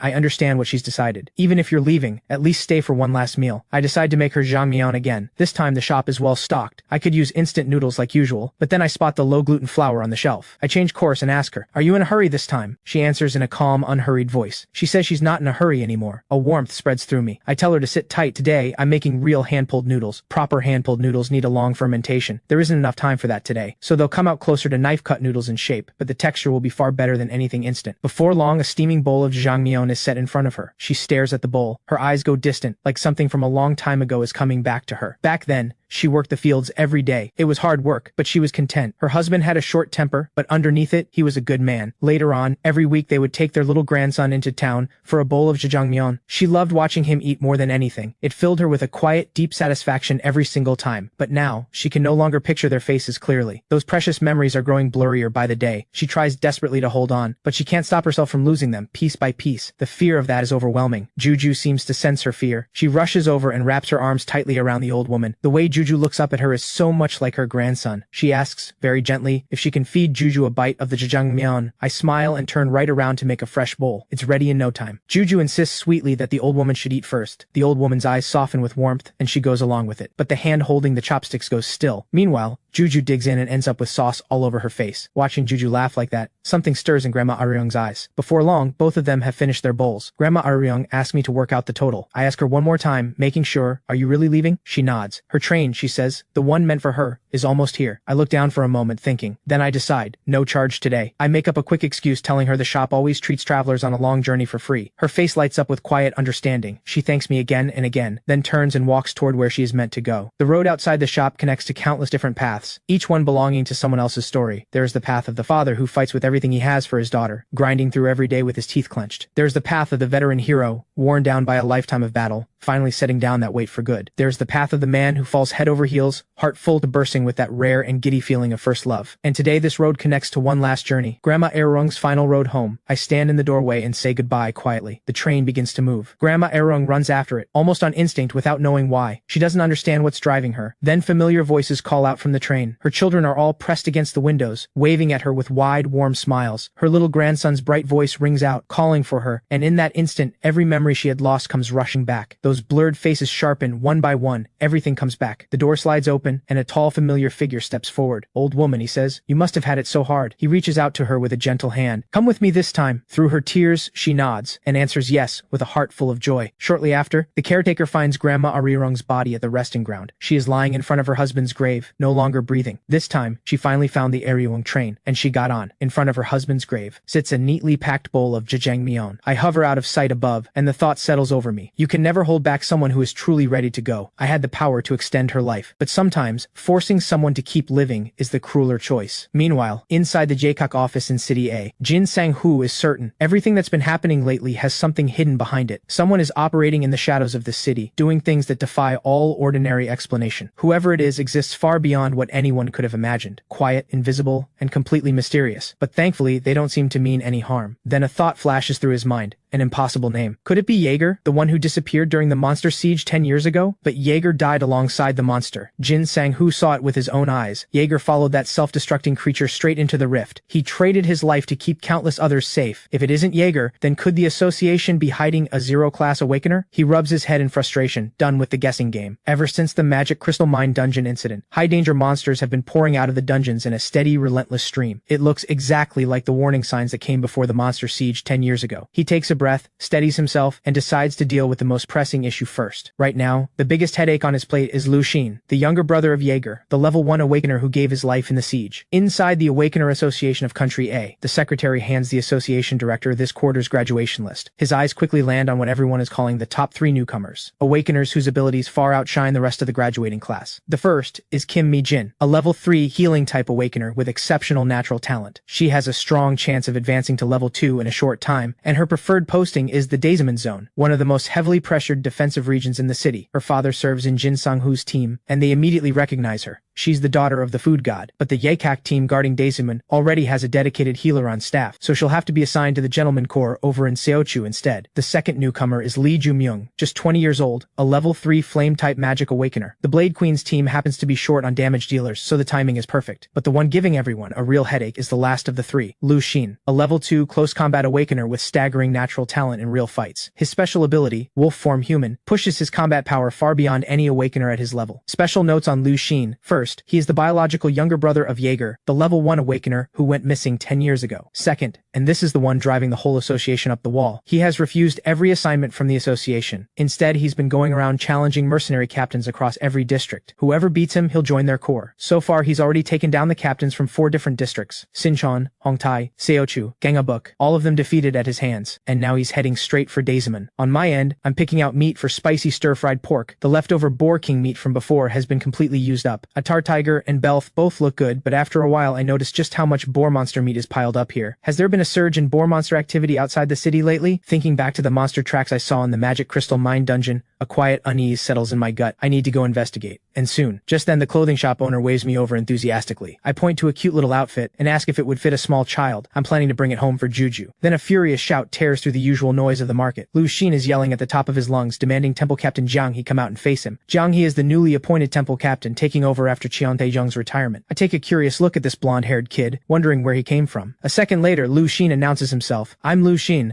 level 2 awakener, the man who turned his back on the association and chose to forge his own path as a mercenary. That cringe reflex of mine kicks in immediately. Kids these days, way too much flair for their own good. Lu Xin shouts again. If Jiang He can beat him, he'll join the Temple Mercenary Corps. A member of the Corps nearby loses patience and yells at him to get lost. But Lu Xin hasn't gotten what he came for, so he keeps pushing. Is the great and legendary Temple Mercenary Corps actually scared? Now that Qian Taejung is gone, looks like they replaced him with a coward. That finally does it. Jiang He steps outside. He came out to see who had the nerve to throw around his predecessor's name like that, and when he sees it's just a kid, he can't help but look a little dismissive. He's not about to waste his time brawling with a boy. He tells Lu Xin to leave. Lu Xin sees the opening and twists the knife even harder. The tiger steps down, and a fox takes the throne. That lights the fuse completely. A second later, Jiang He's blade has sliced clean through a lock of Lu Xin's hair. Jiang He's eyes go cold. He's done holding back. Lu Xin grins. Now we're talking. He shifts into his wolf form and gets ready to fight. Just as the two of them are about to clash, a spear comes flying between them. Jin Sang-hoo sighs with exhaustion. Not a single peaceful day in this city. He shouts at both of them to stand down. Not long after, Jin Sang-hoo arrives at my shop with both of them in tow, battered and bruised. I can't believe they actually went at it anyway. Jin Sang-hoo explains plainly. When men have a problem, fists are the only real answer. Using weapons or powers, though, that's against the rules. A fight isn't always won by the strongest. Sometimes it comes down to experience, and the winner was clearly Jiang He. Then he asked me to bring out some soju and something fitting to go with it. I decide spicy stir-fried pork is the call. First, I brush the hot wok with oil and lay in the pork belly, letting it fry low and slow. A lot of people pile this dish with vegetables. I can't stand that. Piled high with meat, that's the only way it's worth eating. With 3 big men sitting at the table, I go ahead and prepare 5 full portions. Before long, a sizzling, fragrant plate of spicy stir-fried boar monster pork comes out of the kitchen. Perfect. Jin Sang-hoo drops a quick line, sort it out between yourselves, pays for the meal in advance, gives me a quick nod, and heads out. After a beat of silence, Lu Xun drops his head and admits he lost. Per the deal, he'll join Jiang He's temple mercenary corps, but Jiang He's expression is stone cold. He turns it down flat and tells Lu Xun to get out. Lu Xun can't understand it. He's a powerful level 2 awakener. Why wouldn't Jiang He want someone like him? Jiang He tells him coldly, don't overestimate yourself. Know where you stand before you start thinking you're something special. Watching Jiang He's sharp, no-nonsense manner, something stirs in Lu Xun's chest that he can't quite suppress. He's just way too cool. Lu Xun scrambles after him, calling out for Jiang He to wait up. I watch the two of them disappear down the road and can't help but laugh. The next generation of the Temple Mercenary Corps will grow into something truly powerful, but as they grow stronger, so does whatever is lurking in the shadows. The frequency of dungeon outbreaks has been rising fast enough to see with the naked eye. I'm more certain than ever. I'll need to go investigate before long. What a shame though. A full table of spicy stir-fried pork, completely untouched. Early morning. Juju wakes up. She remembers what she was told, always wash up before sleeping and after waking, so she summons the water spirit right away, and gets herself cleaned up in no time. She glances over at me, still fast asleep. With a generous heart, she reaches out and gently pats my face, helping wash me up too. Then she changes into her little dress, and races downstairs to find something to eat. But what she finds instead is a dimensional rift. Juju has never seen one before. She's immediately fascinated. She reaches her hand in out of pure curiosity, and the next second she vanishes on the spot, pulled in completely. All that's left behind is one small shoe sitting alone on the floor. Inside the dimensional rift, Juju is having a great time exploring. Then a ferocious minotaur steps out and blocks her path. Juju stares at it blankly. There's a cow in here? The minotaur is absolutely furious. Eyes red with rage, it charges straight at her. Juju commands the water spirit, and a massive surge of water explodes outward in an instant, wrapping the minotaur completely and locking it in place. The minotaur is completely stunned. This child's power, it's at least master level. Nobody could have expected a child to handle spirit power this advanced with such ease. The more the minotaur thinks about it, the more panicked it becomes. It decides this terrifying little girl has to be eliminated. But just then, a fist punches straight through the wall and lands a brutal uppercut right on its jaw. I let out a tired sigh. Finally found this little troublemaker. Raising a kid really is no joke. I calmly say hello to the thing on the ground. The minotaur is still spinning, but the moment it sees my face, it starts stuttering in fear. Its memory turns out to be better than any dragon I've ever known, and I remember it just as clearly. It used to move alongside the Demon King. The minotaur frantically tries to deny it, terrified of ending up on my bad side. I don't bother with words. I grab one of its horns and crush it and wait for the truth. When the Demon King fled back then, it followed. But 10 years ago it wandered into this maze and never found the way out. It doesn't know much about the demon realm's current state. Only that when the Demon King returned 10 years ago, he fell into a deep and unending sleep. I run my eye of insight over its words. It's telling the truth. The minotaur is shaking, convinced I'm here to take over the demon realm. I said it straight, calmly. This isn't the demon realm. This is Earth, the human world. In that battle long ago, the Demon King never actually died. To have any chance against him, I mastered 6 different master class professions. Even with me and the Ice Emperor Dragon fighting at full strength, the best we could do was force him into a semi-permanent death state. And then fate had to go and twist the knife. A dimensional rift suddenly tore open, and the Demon King used it to slip right through our hands. This minotaur may not be at monarch level, but it's still a genuine boss level monster. If it made it to Earth, stronger things may have already followed. A loud rumble from Juju's stomach cuts through my thoughts. I laugh despite myself and decide to get her out of here first. Then a thought strikes me. I turn back and ask the minotaur for a favor. Back at the shop, Khan catches the smell of meat and wonders out loud what I've been cooking. He calls my name several times, and when I don't respond, his voice keeps climbing with worry, until he finally tells me the soup in the pot is boiling over, and that snaps me back to the present. I smile and tell him the timing is perfect. I get him to sit down for breakfast. Juju already ate and is back asleep. I made oxtail soup today. The run-in earlier put the idea in my head, so I made a special trip to the market. As I talk, I keep stuffing chilies in my mouth. Nothing beats this when stress hits. Khan looks genuinely puzzled, apparently convinced these strange red things must be some kind of rare medicinal herb. One bite, and he's gagging, eyes watering like he might actually cry. Then a gentle voice drifts in from outside, softly asking if anyone's there. A girl wearing glasses steps inside. She smiles and says she runs a flower shop nearby and came by to introduce herself. She holds out the flowers she's carrying and says they're a small gift for the shop, but the very next second the aroma hits her and she asks if there's any meat being cooked. When she hears it's oxtail soup, her eyes light up. She can't help herself. She begs to have a bowl before she goes. I say yes without hesitation and ask her to wait while I go to the kitchen to serve her a bowl, but then she spots the chilies on the table and her expression shifts completely. How could anyone put vegetables on a plate like that? It's practically criminal. And the next second, the chilies on the table literally stand up and try to make a run for it. The onions on the cutting board start rolling away too. The commotion draws everyone's eyes. The girl panics immediately, knowing she's just accidentally revealed her ability. I activate my eye of insight right away and see straight through to who she really is. She's a rare plant regeneration ability awakener, someone who can make plants grow rapidly and even move freely on command. On the Asban continent, a master level plant ability user could lay down a vine wall with just a handful of roses, enough to hold hold back an entire army. I gently point out the problem. Making the ingredients run away is really putting me in a difficult position here. I've met plenty of vegetarians in my time, but someone who is this fiercely on the side of vegetables, that's a first. Just then, Li Jiafei walks in and orders a salad. Li Jiafei spots the girl instantly and calls her by name, the flower wielder. The girl tries to brush it off, but Li Jiafei doesn't let up, pressing her, demanding to know why she left the gentleman corps and is hiding out here. The girl's composure crumbles. Through her distress, she admits the truth. She made a mistake and was thrown out of the team. The dungeon was filled with plant-type monsters. She couldn't bring herself to fight them and ran, and as a result their tank got hurt. Li Jiafei's voice is firm. She tells her, when you make a mistake you own it. You don't run from it. You don't hide in some flower shop at the end of an alley, just because it's the place you grew up in. Running away never solves anything. Hearing this, the girl feels a flush of shame, and finally makes up her mind to go back and face what she did wrong. She stands up and calls me over for the bill. I don't take her money. Instead, we make a deal. She'll pay with seeds suited for planting. The girl agrees on the spot, as if she's finally received someone's approval. Just then a familiar figure appears in the doorway. The moment the girl spots the gentleman corps captain, her entire body goes rigid. The captain informs her that a new dungeon has appeared. Time is running short. The girl stammers and can't get a word out. His expression hardens instantly. If she truly wants to quit, she can file a formal withdrawal request. Flustered, she explains that she's only afraid of holding everyone back again. The captain gently reassures her. Everyone makes mistakes, himself and the lady included. As long as she corrects them, that's enough. Without another word, he takes her with him and orders her back to the team. Time is tight. There's no room to drag their feet. Before leaving, he makes a point to promise me he'll come back for a proper meal next time, and reminds Li Jiafei to pay the bill. Always happy to have the business. Come back anytime. Li Jiafei watches them go and can't help grumbling. What a hassle. Then she notices someone lurking in the corner. Why is my nephew hiding over there? Khan is caught red-handed. He panics and stammers that he wasn't doing anything. Li Jiafei sets down her payment, says her goodbyes, and heads out the door. Once they're gone, the shop falls quiet again. I turn to Khan and ask what's gotten into him. Khan's face is bright red. He murmurs with a dazed look. That girl is really something. Then, with all the seriousness in the world, he announces that he has fallen head over heels in love. I ignore him and head into the labyrinth. With the towering walls torn down, the space feels wide and open. I take a careful look around and start studying how this labyrinth's unique ecosystem operates. At its core is a special weathering system, and the entire place is lined with crystals crafted through magic stone engineering. The technology is remarkably advanced. I consider taking the device with me, but it's been permanently fixed in place. Move it even slightly, and the magic inside will drain away. It would be a real shame to let all this go to waste, especially with so many willing workers right here. I ask the Minotaurs what they mainly grow in this dungeon. One of them gives a simple, honest answer. Plants. I grab it by the head, speechless. Only then does it specify. Apple seed fruit and pineapple. Apple seed fruit looks like a walnut but tastes like an apple. Sweeter, crunchier, and far better. Pineapple has a soft outer skin. I nod, satisfied, and tell them to plant the new seeds I brought as well. These were given to me by the flower wielder. Lettuce, cabbage, and carrots. Just as I'm about to explain how to grow them, I notice a storehouse nearby. It's packed with everything they've collected over the years. Stepping inside, I see it clearly. Piles of seeds and sealed high-grade weapons. All of it was plundered during their invasion of the Iceband continent. Something catches my eye. I activate the Eye of Insight immediately. It's the legendary Seas Tier, the supreme treasure of the merfolk who rule the North Sea of the Iceband continent. The Seas Tier holds a miraculous power. It can grant the deepest, most genuine wish of whoever holds it. Legend says it once fell into the hands of a poor farmer, conjuring endless rice for him. It was later seized by force by a greedy, wealthy man. He fled out to the open sea by ship. In his greed, he wished for the Seas Tier to produce an endless supply of salt, a precious commodity at the time. The gem granted his wish. Salt kept piling up until it filled the ship to the brim, and the overloaded vessel sank straight to the bottom of the sea. It sounds like a fairy tale, but every bit of it actually happened. The gem can produce a special sea salt, perfect for a restaurant like mine. Before I leave, I remind the Minotaurs to eat well and build their strength. They may need to tend far larger fields in the future. The Minotaurs respond eagerly. The moment I'm gone, they all let out a long breath of relief. Horns can grow back, but the fear, that never fades. Back then, I beat the Demon King to within an inch of his life. To recover, he had no choice but to sleep for a full 100 years. And then there's that mysterious dragon blood girl, terrifyingly powerful. She can even bend full-grown dragons to her will and keep them at her side like servants. The more the Minotaur thinks about it, the more terrified it gets. Convinced I've already quietly taken over the world and am now setting my sights on the demon realm. Their only hope, the Demon King, has been asleep for only 10 years so far. Given all that, the safest move is to work as hard as possible to please me. Once that logic clicks, it's fired up, fully recharged and ready to get back to work. Meanwhile, Shadowcat arrives at a gate. It's the largest gate discovered so far. The dungeon inside must be enormous. Past experience says the bigger the gate, the more dangerous the dungeon, and the stronger the monsters guarding it. But what she sees stops her cold. A dungeon this massive, and it's completely empty. The sky turns dark and heavy, as if ready to swallow something whole. Yet inside the city, nothing stirs. Shadowcat makes the call without hesitation. Fall back. This place is not safe to linger in. She classifies the anomalous dungeon as 0 grade. Back at the restaurant, Khan is acting out of character. He's dressed in formal clothes, even wearing a tie. Once he's ready, he comes downstairs and asks me how he looks. Is it too weird? Satisfied with my answer, he shuffles nervously and asks whether Shadowcat will come in today. She comes in every day without fail. Today should be no different. Sure enough, the door swings open the very next moment. Li Jiafei walks in, same as always, ordering her usual salad. I acknowledge the order and head to make the salad. The moment I look away, Khan bolts. Out of nowhere, he produces a single rose and drops into a bowl right in front of her. Li Jiafei is thoroughly amused. She turns him down with a simple excuse. She doesn't date anyone younger than her. Khan refuses to give up and asks how old she is. She doesn't answer, and Khan nearly blurts out that he's a dragon. I catch the moment just in time, cut him off, and haul him away by the collar. The way he's acting, anyone would think something's off. I feel a little guilty for the trouble, so I decide to make it up to my customer. I bring out the Sea's Tear I just acquired. It has the power to restore a person's strength. I use it to produce sea salt and sprinkle it over some watermelon, to bring out the sweetness. Before long, the salad and watermelon, seasoned with the Sea's Tear salt, are ready. Li Jiafei takes one bite and is instantly amazed. The exhaustion in her entire body just melts away. She feels her strength fully return. Grateful, she warns me to be careful. A level 3 alert is about to be issued. A level 3 alert is the lowest tier warning, but it still means a tier 1 boss monster will appear. A level 2 alert means at least 2 tier 1 boss monsters, and a level 1 alert hasn't been issued since the monster siege 10 years ago. But this situation feels strange even by those standards. Guardians and top rank awakeners are all stretched to their limits. Right then, a call comes in on Li Jiafei's watch. She silences it, then gives Khan a gentle compliment. He's sweet. She hopes he finds a good woman someday, and with that she gets up and leaves. Once she's gone, Khan can no longer hold it together. He knows. He's been rejected. Is it really so strange for a dragon to fall for an elf? Hearing that, I can't help but think of someone. She once told me to stop sacrificing myself, to live for my own sake. Then she fell into a deep sleep, drained by everything she gave to help bring down the Demon King. Looking at it that way, Khan and I really aren't so different. Khan's ears perk right up at that, suddenly very curious. But then a familiar scent hits me. The smell of blood. A smell I remember from 10 years ago, from the great battle against the Demon King. High above the city, a female vampire appears. She gazes down at the world below with cold indifference. Commanding her vampire army, she unleashes them to tear into the awakeners below. Jin Sang-Hu barks the order. Everyone into Delta formation immediately. Hold the line at all costs. No one hesitates. They respond in unison and pour everything into the defensive formation. But the next second, droplets of blood begin falling onto the barrier. Each one transforms into a vampire. The solid barrier is torn apart in an instant. At the critical moment, Zhang He arrives to back them up. Even he has to admit, a zero-grade dungeon is more terrifying than anyone imagined. The vampire gazes at the humans before her. Her eyes are full of contempt. Pathetic creatures. Every one of them. The Temple Mercenary Corps arrives one after another.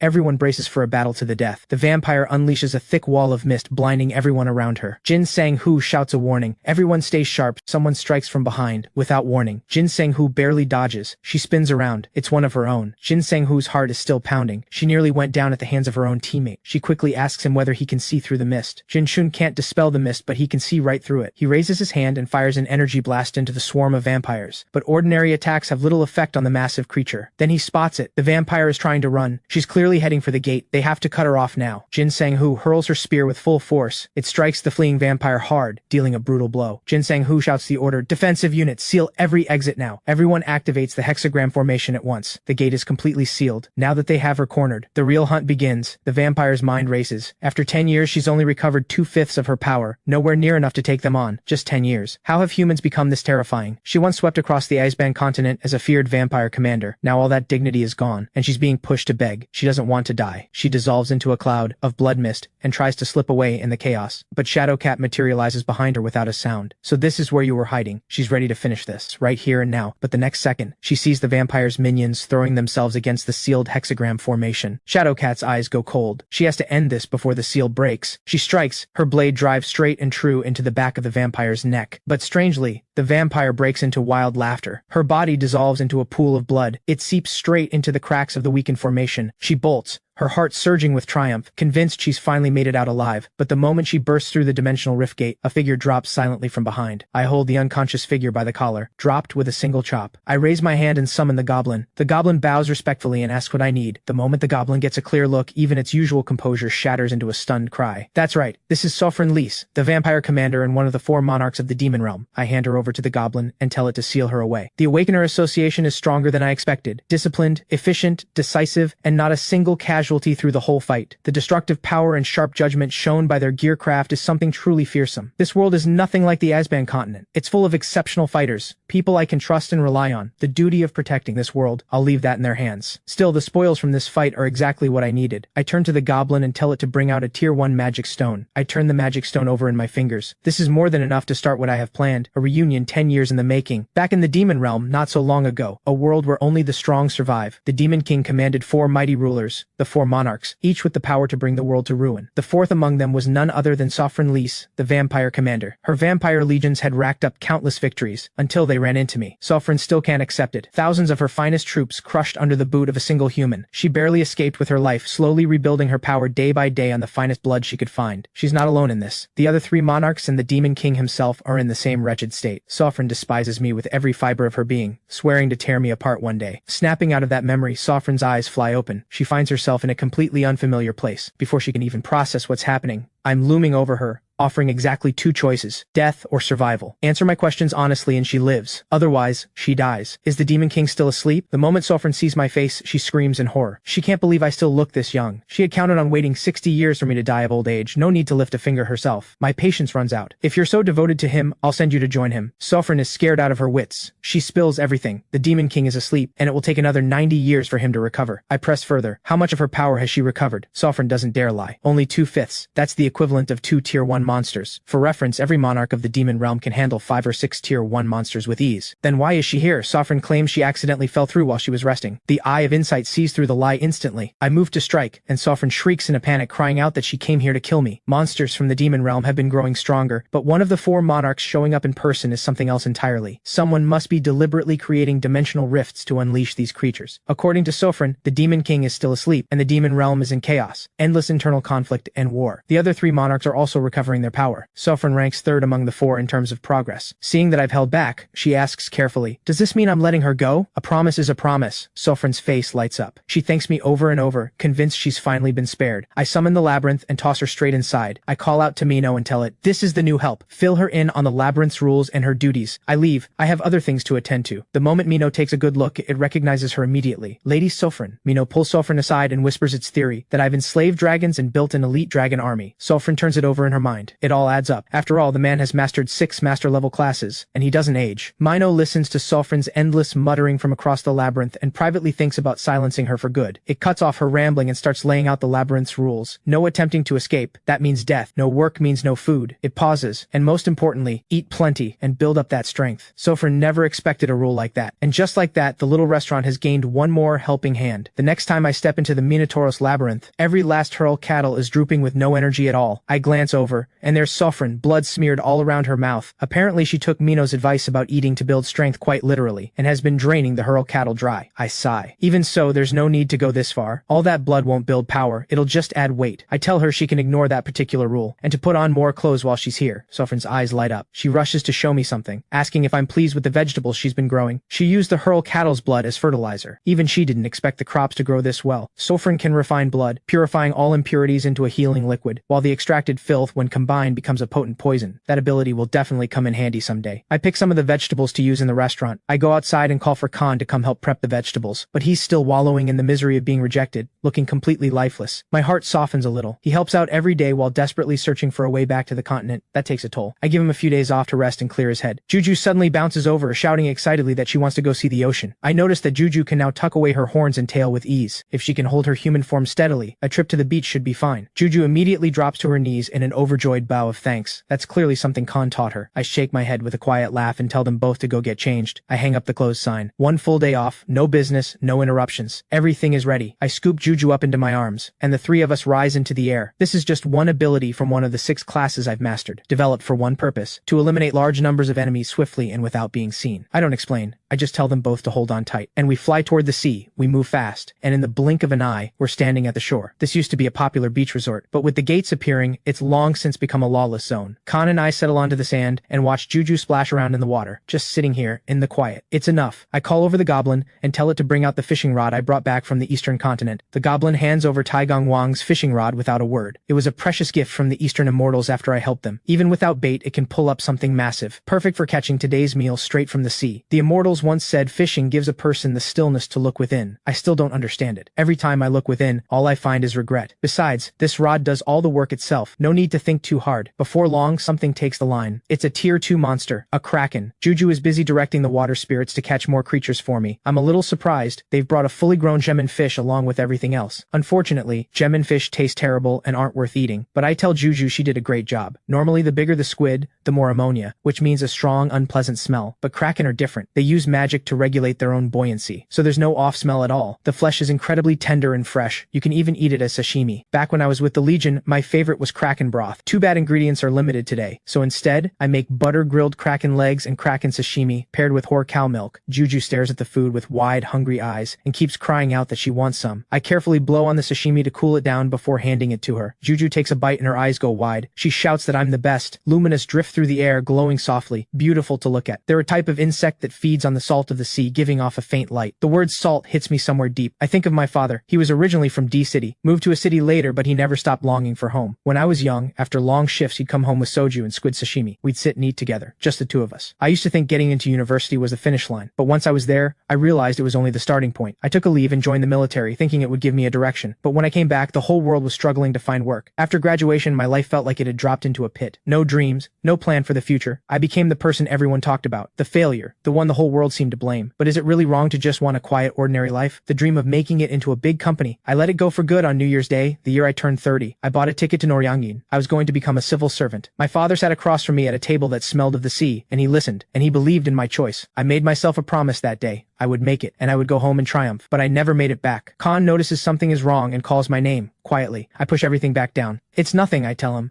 I pick up my cup and ask him to drink with me. Meanwhile, urgent voices crackle from an Awakener squad in the distance. A wanted monster is making a run for eastern Seochu with a haul of magic stones. The target is carrying a large number of high-grade magic stones and heading straight for the lawless zone. They cannot let it escape Seochu. All units, begin the pursuit immediately. Back home, I tell Khan to go settle Juju to sleep. I stay behind to deal with the kraken we brought back. I look over the ingredients and think about what to do with them. Cold kraken salad or kraken rice sausage, both are solid options. But this time, I want to try something completely different. I cut the kraken into bite-sized pieces, mix breadcrumbs with a little oil, salt, and water into a thick batter, coat each piece evenly, drop them into hot oil, and fry twice, guaranteeing a crust that stays crisp and never goes soft. Fried kraken, golden and fragrant, is ready. Crispy on the outside, tender and springy within. The flavor is something else entirely. I usually reach for soju, but tonight I want nothing more than an ice-cold beer. A meow comes from nearby. I assume it's just a stray, but when I see the size of it, I freeze. It's nearly as large as a tiger cub. I use the eye of insight to confirm. It's just an ordinary cat. It must have accidentally swallowed a magic stone. Most animals that consume a magic stone die on the spot. Their bodies simply can't handle the surge of magic. Humans have developed the technology to use magic stones safely in daily life, but they remain dangerous. I set some kraken meat down in front of it. Despite its enormous size, the cat seems completely gentle. I flip open the newspaper and suddenly see a photo of the previous guardian, Han Do-kyung. Something about him feels familiar. I feel like I've seen him somewhere before, but not in another world. I just can't place where. Then a headline catches my eye and my chest tightens. Giant cat attacks on the rise. Civilian casualties increasing. My mind jumps straight to the cat. I spin around, but it's already gone. The next morning, I watch Khan fumbling around in a panic. I can't help but ask what on earth he's doing. He says pitifully that the stove broke, so he's been using his own dragon fire to boil the broth. The sight of him is so comical I can't help but laugh. I tell him to stop. There's already enough broth to last a while, and fixing the stove just takes a new magic stone. The familiar meow comes again. I look at the mice that's dropped at my feet and decline the offering with a mix of amusement and exasperation. Juju has decided the giant cat is a baby tiger. She runs circles around it, calling out big kitty and little tiger over and over. Before anyone can stop her, she's climbed onto its back and is riding it like a horse. Even so, the cat remains completely calm, letting Juju play on its back without the slightest complaint. I'm more certain than ever. This isn't the cat causing the attacks. Could there be others that swallowed magic stones too? The cat plays with Juju for a while, then quietly slips away. The gentleman corps captain pushes the door open and steps in. He's just looking for a simple meal. Zhang He and Lu Xin trail in behind him. They want to eat well before heading out to deal with the cat situation. Zhang He wants something light and refreshing. We happen to have fresh squid in today. The moment he says refreshing, I know exactly what to make. I bring out a fresh squid stir-fry, hot off the stove. Zhang He's eyes light up immediately. He asks if there's steamed white rice. He mixes the stir-fry right into his rice, the move of a seasoned food lover. I turn to the captain and ask if they're heading out to handle the cats after they eat. He nods. The cats behind the attacks are most likely survivors of an incident from a year ago. A year ago, a thief people called a monster stole a transport vehicle carrying tier 4 and tier 6 magic stones. After making off with the haul, he vanished without a trace. No one ever tracked him down. Nobody knows who he is. What they do know is that he can control animals of all kinds. During the pursuit that year, the flower wielder managed to cut off his escape route with vines, but he used a flock of crows as cover, not only using them to haul away the magic stones, but quietly quietly releasing a large number of animals in the process. The captain recognized him as a hunter, not a high rank, but his control over animals far surpassed his own. The capture failed. They had to prioritize recovering the scattered magic stones instead. The phantom thief had made 30 cats swallow magic stones. 26 were recovered, but all of them died. The remaining 4 were never found. Animals that swallow magic stones gain tremendous power, but very few survive. The captain's mission now is to find and deal with those 4 surviving cats. The phantom thief was likely building something that required magic stones, but the exact reason is impossible to know. The lawless zones draw all kinds of outsiders. By the time the captain finishes talking, he's lost his appetite. He decides to leave right away. They find the surviving cats before long. The others didn't make it. The gentle giant is there, curled around its companions, shielding them with its body. The captain knows that a single move is all it would take to end this. The old case from a year ago, closed at last. He'd earn a commendation.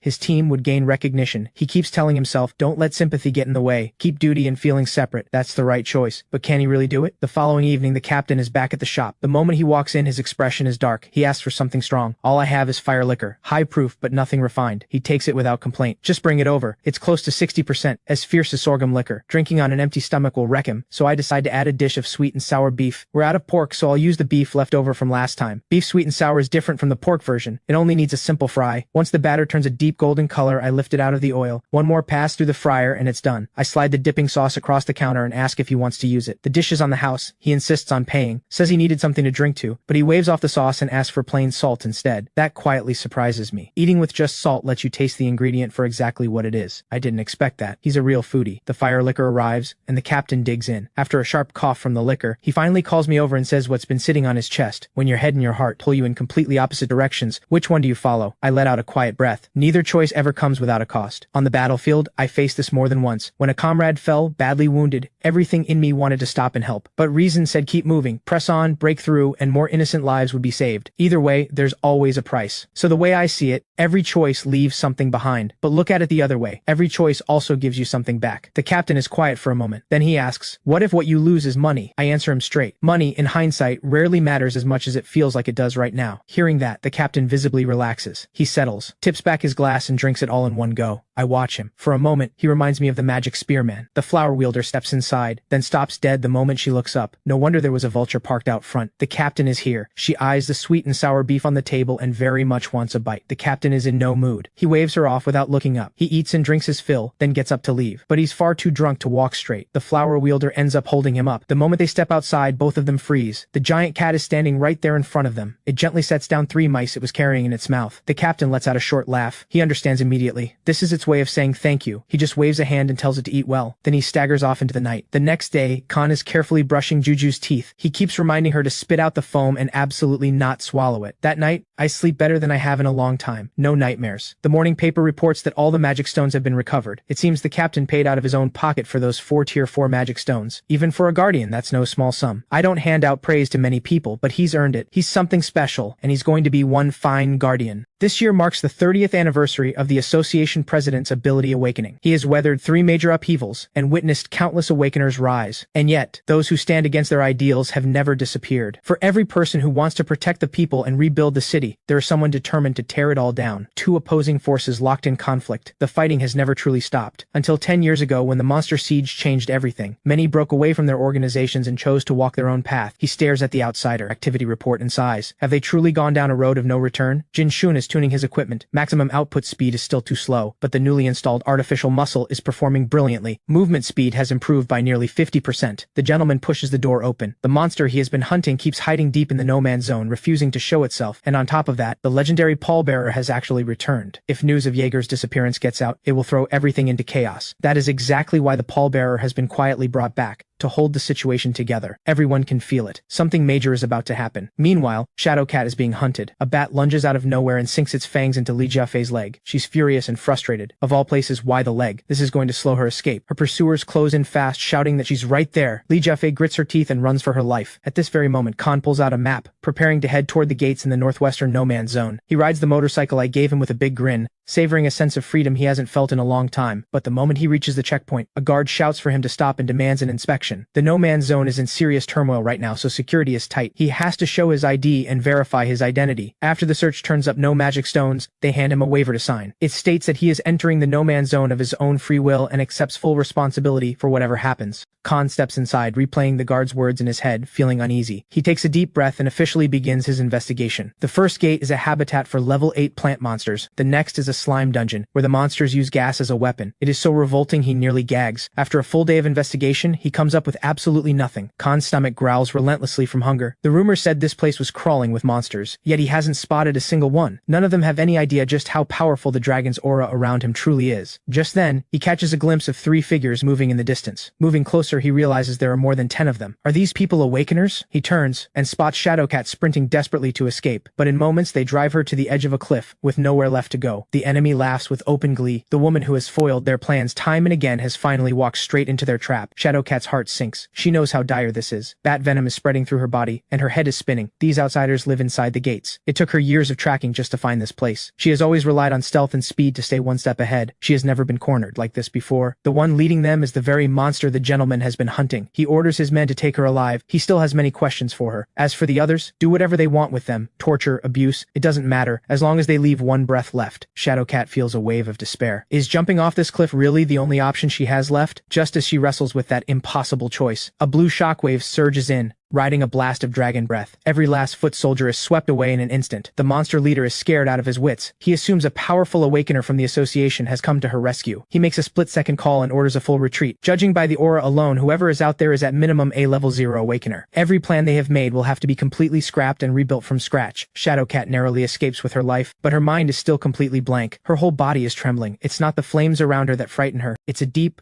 primal fear, something wired into the very core of her being. Her legs give out and she collapses. Khan catches her smoothly. He checks her over carefully and confirms the wound is from a bat bite. The forest around them is scorched black as far as the eye can see. Hours pass. Khan paces back and forth, at a complete loss for what to do. He remembers that a cold compress is needed after a bat bite to slow the venom. A healing ability would fix her up right away, but unfortunately that isn't something he has. He can't even bring himself to cut away her clothing and clean the wound to prevent infection. She's a woman, he's a man. He's too flustered to do it, but leaving it untreated will only make things worse. He keeps telling himself it's just first aid, just a small tear in the fabric. It doesn't mean anything. The moment he finally steels himself to act, Shadowcat wakes up. Khan leaps back several steps, face flushed all the way to the tips of his ears, scrambling to explain himself. He stutters out that he was just passing through on his travels and happened to find her. She notices the pain has lessened and immediately understands what he was trying to do. She thanks him quietly. Khan waves his hand stiffly, muttering that it's nothing, too nervous to say anything more. Another loud explosion rumbles in the distance, but Shadowcat's body is too weak. She can't move even a single step. Khan immediately steps in front of her to shield her. Shadowcat urges him frantically to leave. This place is too dangerous. Then Jinshun's voice cuts through the chaos. Seeing that she is alive, Jinshun finally breathes a sigh of relief and pulls out a healing agent. He turns and sees Khan, completely baffled. What is the restaurant owner's nephew doing out here? Khan nervously insists once again that he's just here traveling. Jinshun doesn't press further. The gentleman who has just arrived promises to send a thank you gift to the restaurant, but he insists that Khan leave this dangerous place as soon as possible. The outsider's base is very likely somewhere nearby, and Khan has no choice but to head back home. He tells me everything in full detail, including the part where he used dragon breath. I'm busy playing with Juju and don't think much of it. If anything, I think he did the right thing. Khan watches Juju slowly crawl from my hand up to my neck, then asks with a worried look, is that really okay? Doesn't it wear you out playing with this little troublemaker all day? Of course it's exhausting, but it's the only way to burn off Juju's energy so she can actually sleep through the night. Back at the Awakener Association, the gentleman and Shadowcat run an investigation on Khan and me. Everything comes back normal, just ordinary people. There are travel records of Khan moving through multiple no-man zones, all completely routine. The assessment report shows that both of our magic power readings are completely zero. Neither Khan nor I show a single abnormal data point. Shadowcat stares at the report, but the suspicion in her mind refuses to go away. If both of them are truly ordinary, then who caused that explosion? Was it someone inside the association, or a falling out among the outsiders themselves? And yet, even as she knew in that moment that whoever it was had saved her, every instinct in her body screamed at her to run. That fear was carved into pure instinct, stronger even than the terror of being hunted. But why would she feel something like that coming from the restaurant owner's nephew? That night, I dream of it again. The darkest, most desperate 10 years of my life. The Eisband continent, the vast eastern and western continents stretching beyond the horizon. I walked every last one of them. I scoured every ocean as well. I sought out the wisest scholars in the east and the greatest minds of the west. all for one single answer. Not a single one of them could tell me how to go home. And then, at the very moment I broke down and begged, a gate of light appeared out of nowhere. I froze, so stunned I couldn't even get a full sentence out.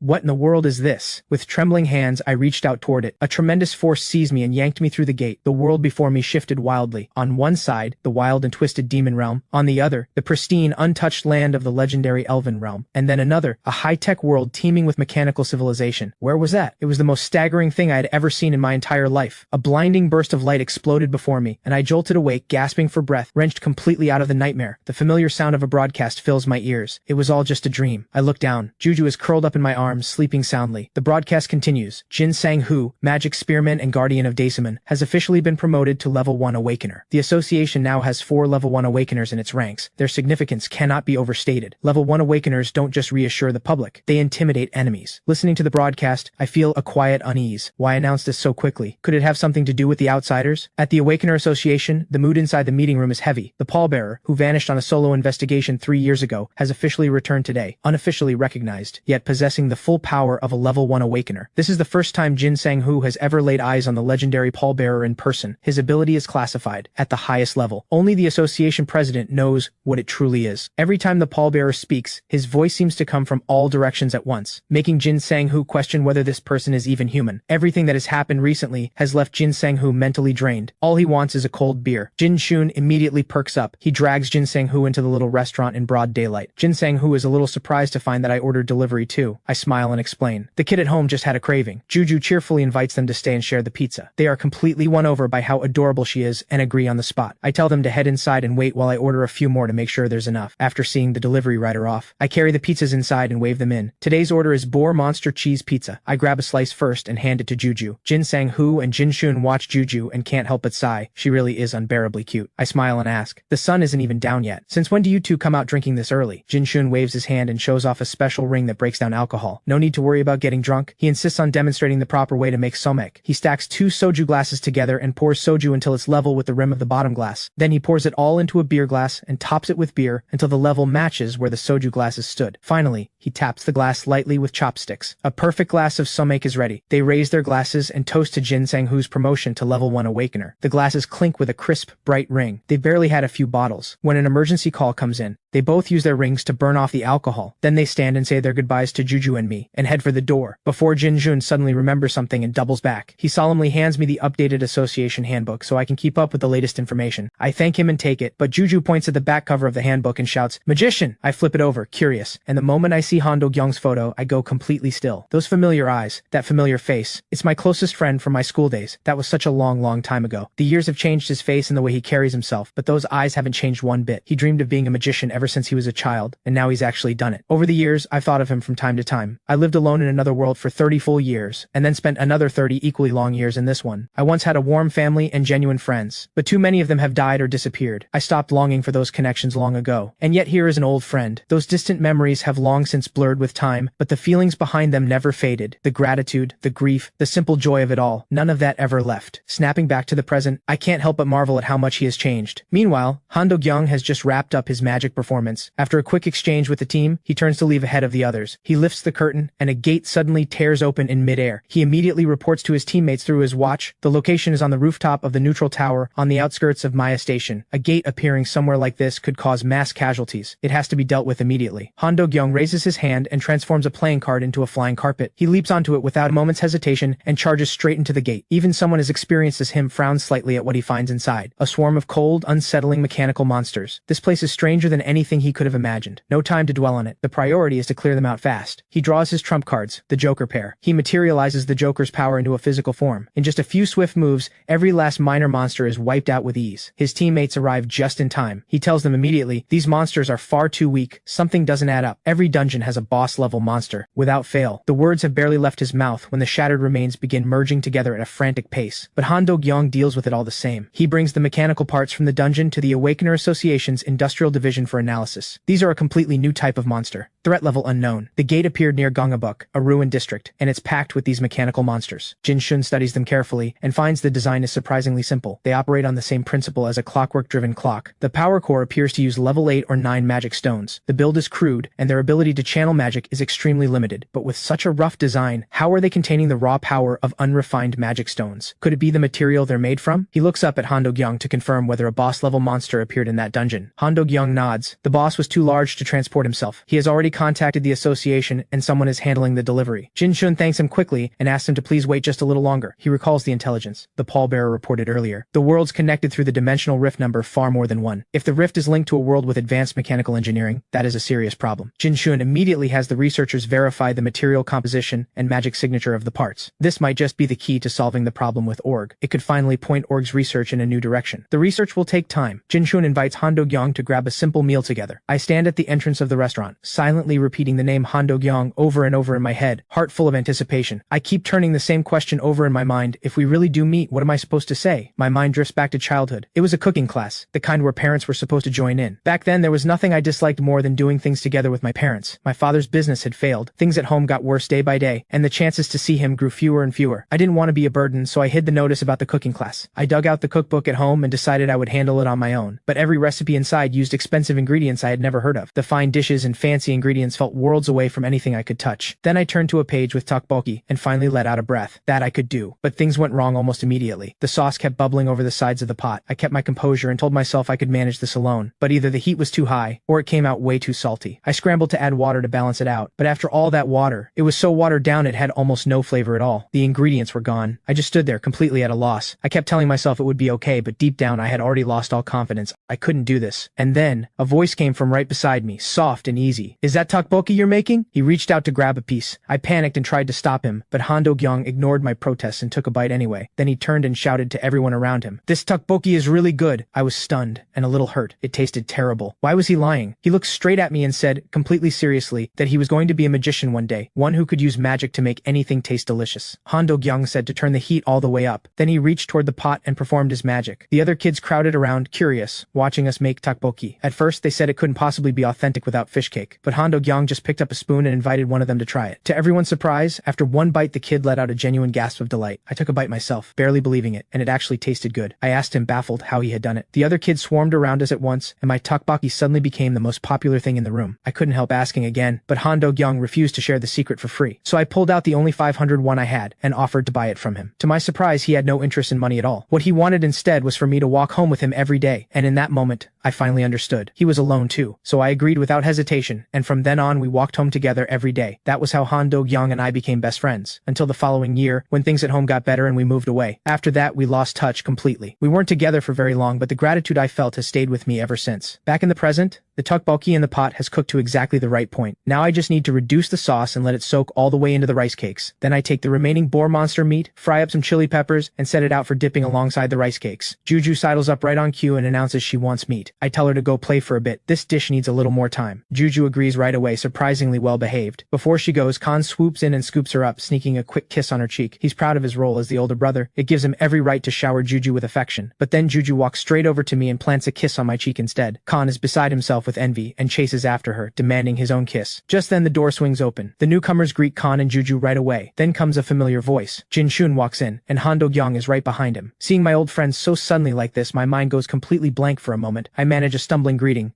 Hello. I tell them I just made tteokbokki today, and if they want anything else, I am happy to make it. Tteokbokki? Han Do-gyung doesn't hesitate for even a second. That sounds great, he says. Some tteokbokki, please? Owner! He places the order just like that. I feel a quiet pang of disappointment. He doesn't remember me. But of course he doesn't. 50 years have passed. No one could be expected to recognize someone after 50 years. Old friend, I truly want to congratulate you on making your dream come true. I'm Zhang Zhihao from back then. Do you remember me? I want so badly to just say that out loud, but I can't. It would only frighten him. Soon, the special secret tteokbokki and the fried chili with boar monster are both ready. Jin Jun takes one bite and immediately can't stop praising it. He enthusiastically urges Han Do-gyung to try some. Han Do-gyung takes a bite and his brow furrows ever so slightly. as if something in the flavor is familiar to him. He seems to have picked up on exactly what's in the sauce. It's a taste he knows from somewhere. Tteokbokki like this is meant to be enjoyed with a group, he says. They immediately invite me to join them. Just then Juju toddles over and points out that Hondo Gyeong has sauce on his beard. Hondo Gyeong laughs and turns it into a game with her right away. There's a card hidden in your new outfit, you know. He tells her to hold on to it. Juju does exactly as she's told. A second later, flowers appear out of thin air. Juju lets out a delighted shriek. Hondo Gyeong tells Juju to bring the flower to me, then invites me once again to join them for tteokbokki. Juju comes running toward me, flower held high. I smile and say yes right away. Then Jin Shun's watch lights up. The test results are in. All thoughts of eating vanish instantly. He says a hasty goodbye and rushes out. After Jin Shun is gone, Hondo Gyeong turns to me and asks whether I added instant noodle seasoning to the tteokbokki. The question stirs something in him. He begins to recall an old memory, a friend he used to play with. Back then, his family didn't have much. They couldn't afford expensive food, but he was good at making tteokbokki with instant noodle seasoning. The two of them would always eat until they were stuffed, then talk for hours about their dreams. His dream was to become a magician. He loved the way people's faces lit up when they saw a trick, but for a long time he was no more than a third-rate performer, drifting from one local theater troupe to another. Even so, he was happy. Then the world changed, and he awakened the magician's ability. Whenever the struggle became too much and he thought about giving up, he would think of that childhood friend. He would think of the white clouds outside the half-basement window, the warm breeze, the days they played until the sky went dark before heading home. Even now, he is still holding on to that dream. He will protect everyone. He will make people smile. After all, he is both a guardian and a magician, still carrying the dream of that boy he used to be. That is truly wonderful. I am genuinely happy for him from the bottom of my heart. He finishes eating before long and gets ready to leave. Before he goes, he wants to exchange names. What's your name, owner? I'm Jung Jae-hao. I say it calmly, evenly. Hondo Gyeong takes a few steps, then pauses and looks back. Something about that name feels familiar. Jung Jae-hao, he murmurs under his breath. Jae-hao. He turns it over slowly, reaching for the memory. Jae-hao. And then it comes. The old promise. A child's voice echoing across 50 years. Just watch. I'm going to be a magician someday. He turns back to look at me, disbelief written across his face, and sees my young face staring back at him. He lets out a soft, self-deprecating laugh. Of course not. How could it be? Welcome back any time, old friend. I say it only in my heart. I walk alone to the riverside and stand there in quiet stillness. The river that was once called a open sewer has become remarkably clear. Not far along the bank, a turtle lies on its back, legs kicking helplessly, unable to right itself. I walk over to help, and when I pick it up, I realize it's actually a large soft-shell turtle. The moment I set it back in the water, it darts away in a flash, faster than I expected. Then a streak of silver cuts through the water, a school of plump, lively salmon. This is the peak season for salmon, when the flavor is at its finest. They push upstream through the churning current without hesitation. Fish that strong will taste extraordinary. Today's ingredients are decided. Then the same soft-shell turtle swims back into view, throwing everything it has into crossing the whirlpool ahead. I watch with curiosity, but in the end it fails. My stomach chooses that moment to remind me it's empty. The menu is already decided. I get up and head home. The finest salmon once came from the northern countries. Rich in fat, perfect in texture. Domestically farmed salmon tends to run smaller and leaner, with noticeably less flavor. But there has been no international trade for a long time now. Just catching salmon at all is something to be grateful for. Preparing salmon is a painstaking job though. The delicate flesh is full of fine pin bones. I work cleanly and efficiently, removing the backbone down the center. Then I work through it finger by finger, pulling out every hidden bone. A light wipe with salted water removes the fishy smell and firms up the flesh. The leftover head and bones go straight into a pot for stock. Nothing wasted. Then I slice the fresh fish by cut and set it aside. Everything is ready. All prepared, I can't resist picking up a piece to taste first. Rich aroma and luscious fat flood my mouth at once, the tender flesh melting between my teeth. Salmon, this good pairs best with a fine drink or a bowl of rice, and I need to get breakfast ready for the children anyway. Then, a rapid knock at the door. This early, and someone's already here? At the door stands a small, thin boy. He asks quietly for a bowl of rice. From his worn-out clothes, he's likely one of the stray children who drift around behind the market. The careful, hesitant way he stands says he has been turned away more than once. That will not happen here. I agree immediately and invite him inside. I turn back and set the freshly made salmon rice bowl in front of him. He starts eating immediately. In big, eager mouthfuls. He devours it ravenously, then quietly asks for a glass of water. He wipes his mouth, content and satisfied. He reaches into his pocket to pay. I was about to tell him the first customer of the day eats for free, but what he holds out is a small collection of shells and pebbles. Something feels off. I activate my eye of insight, just as I suspected. He is not human at all. He is a soft-shell turtle that has cultivated into a spirit creature, quite possibly the same one I saw struggling at the riverside. His combat power and ability read as nearly zero, weaker than an ordinary person. What a strange little encounter. To help him get past that whirlpool, I decide to go collect some special materials, and as it happens, I have questions of my own to ask. The maze gate. I've put up a disguise over the entrance to keep the vegetable supply running smoothly. The Minotaur has long since settled into life here. His full name is a mouthful, so I just call him Mino. Having a personal nickname for me means your survival odds have gone up considerably, though I'll admit I still occasionally eye him with a certain appetite. Solvine has gradually found her footing here, too. The once proud member of the demon race has become a perfectly ordinary country farmer. Then, out in the fields between the furrows, they spot a walking onion. Mino catches it with the look look of someone who has genuinely seen everything now. He even wants to keep it as a pet. Solvine is immediately on the same page. She agrees at once. Together they give it a name, Dada. Then they start debating where to keep Dada. Conveniently, Mino just broke a new patch of ground. Perfect place for Dada to live. Life on the farm is peaceful, far more settled and comfortable than either of them ever imagined. This sense of calm is something they never dared to hope for back in the demon realm. Just as they are happily talking about this new life ahead of them, Dada wanders off and gets wedged in the crack of a door. By the time they notice, Dada's little body has already turned purple. Their faces go pale, and they let out a blood-curdling shriek. When I walk in, I find a minotaur and a vampire huddled together, wailing over an onion. What in the world is going on? When I hear it was a walking onion, I understand immediately. I get a fresh onion from Mino. A while back, the flower wielder got drunk and accidentally brought all the vegetables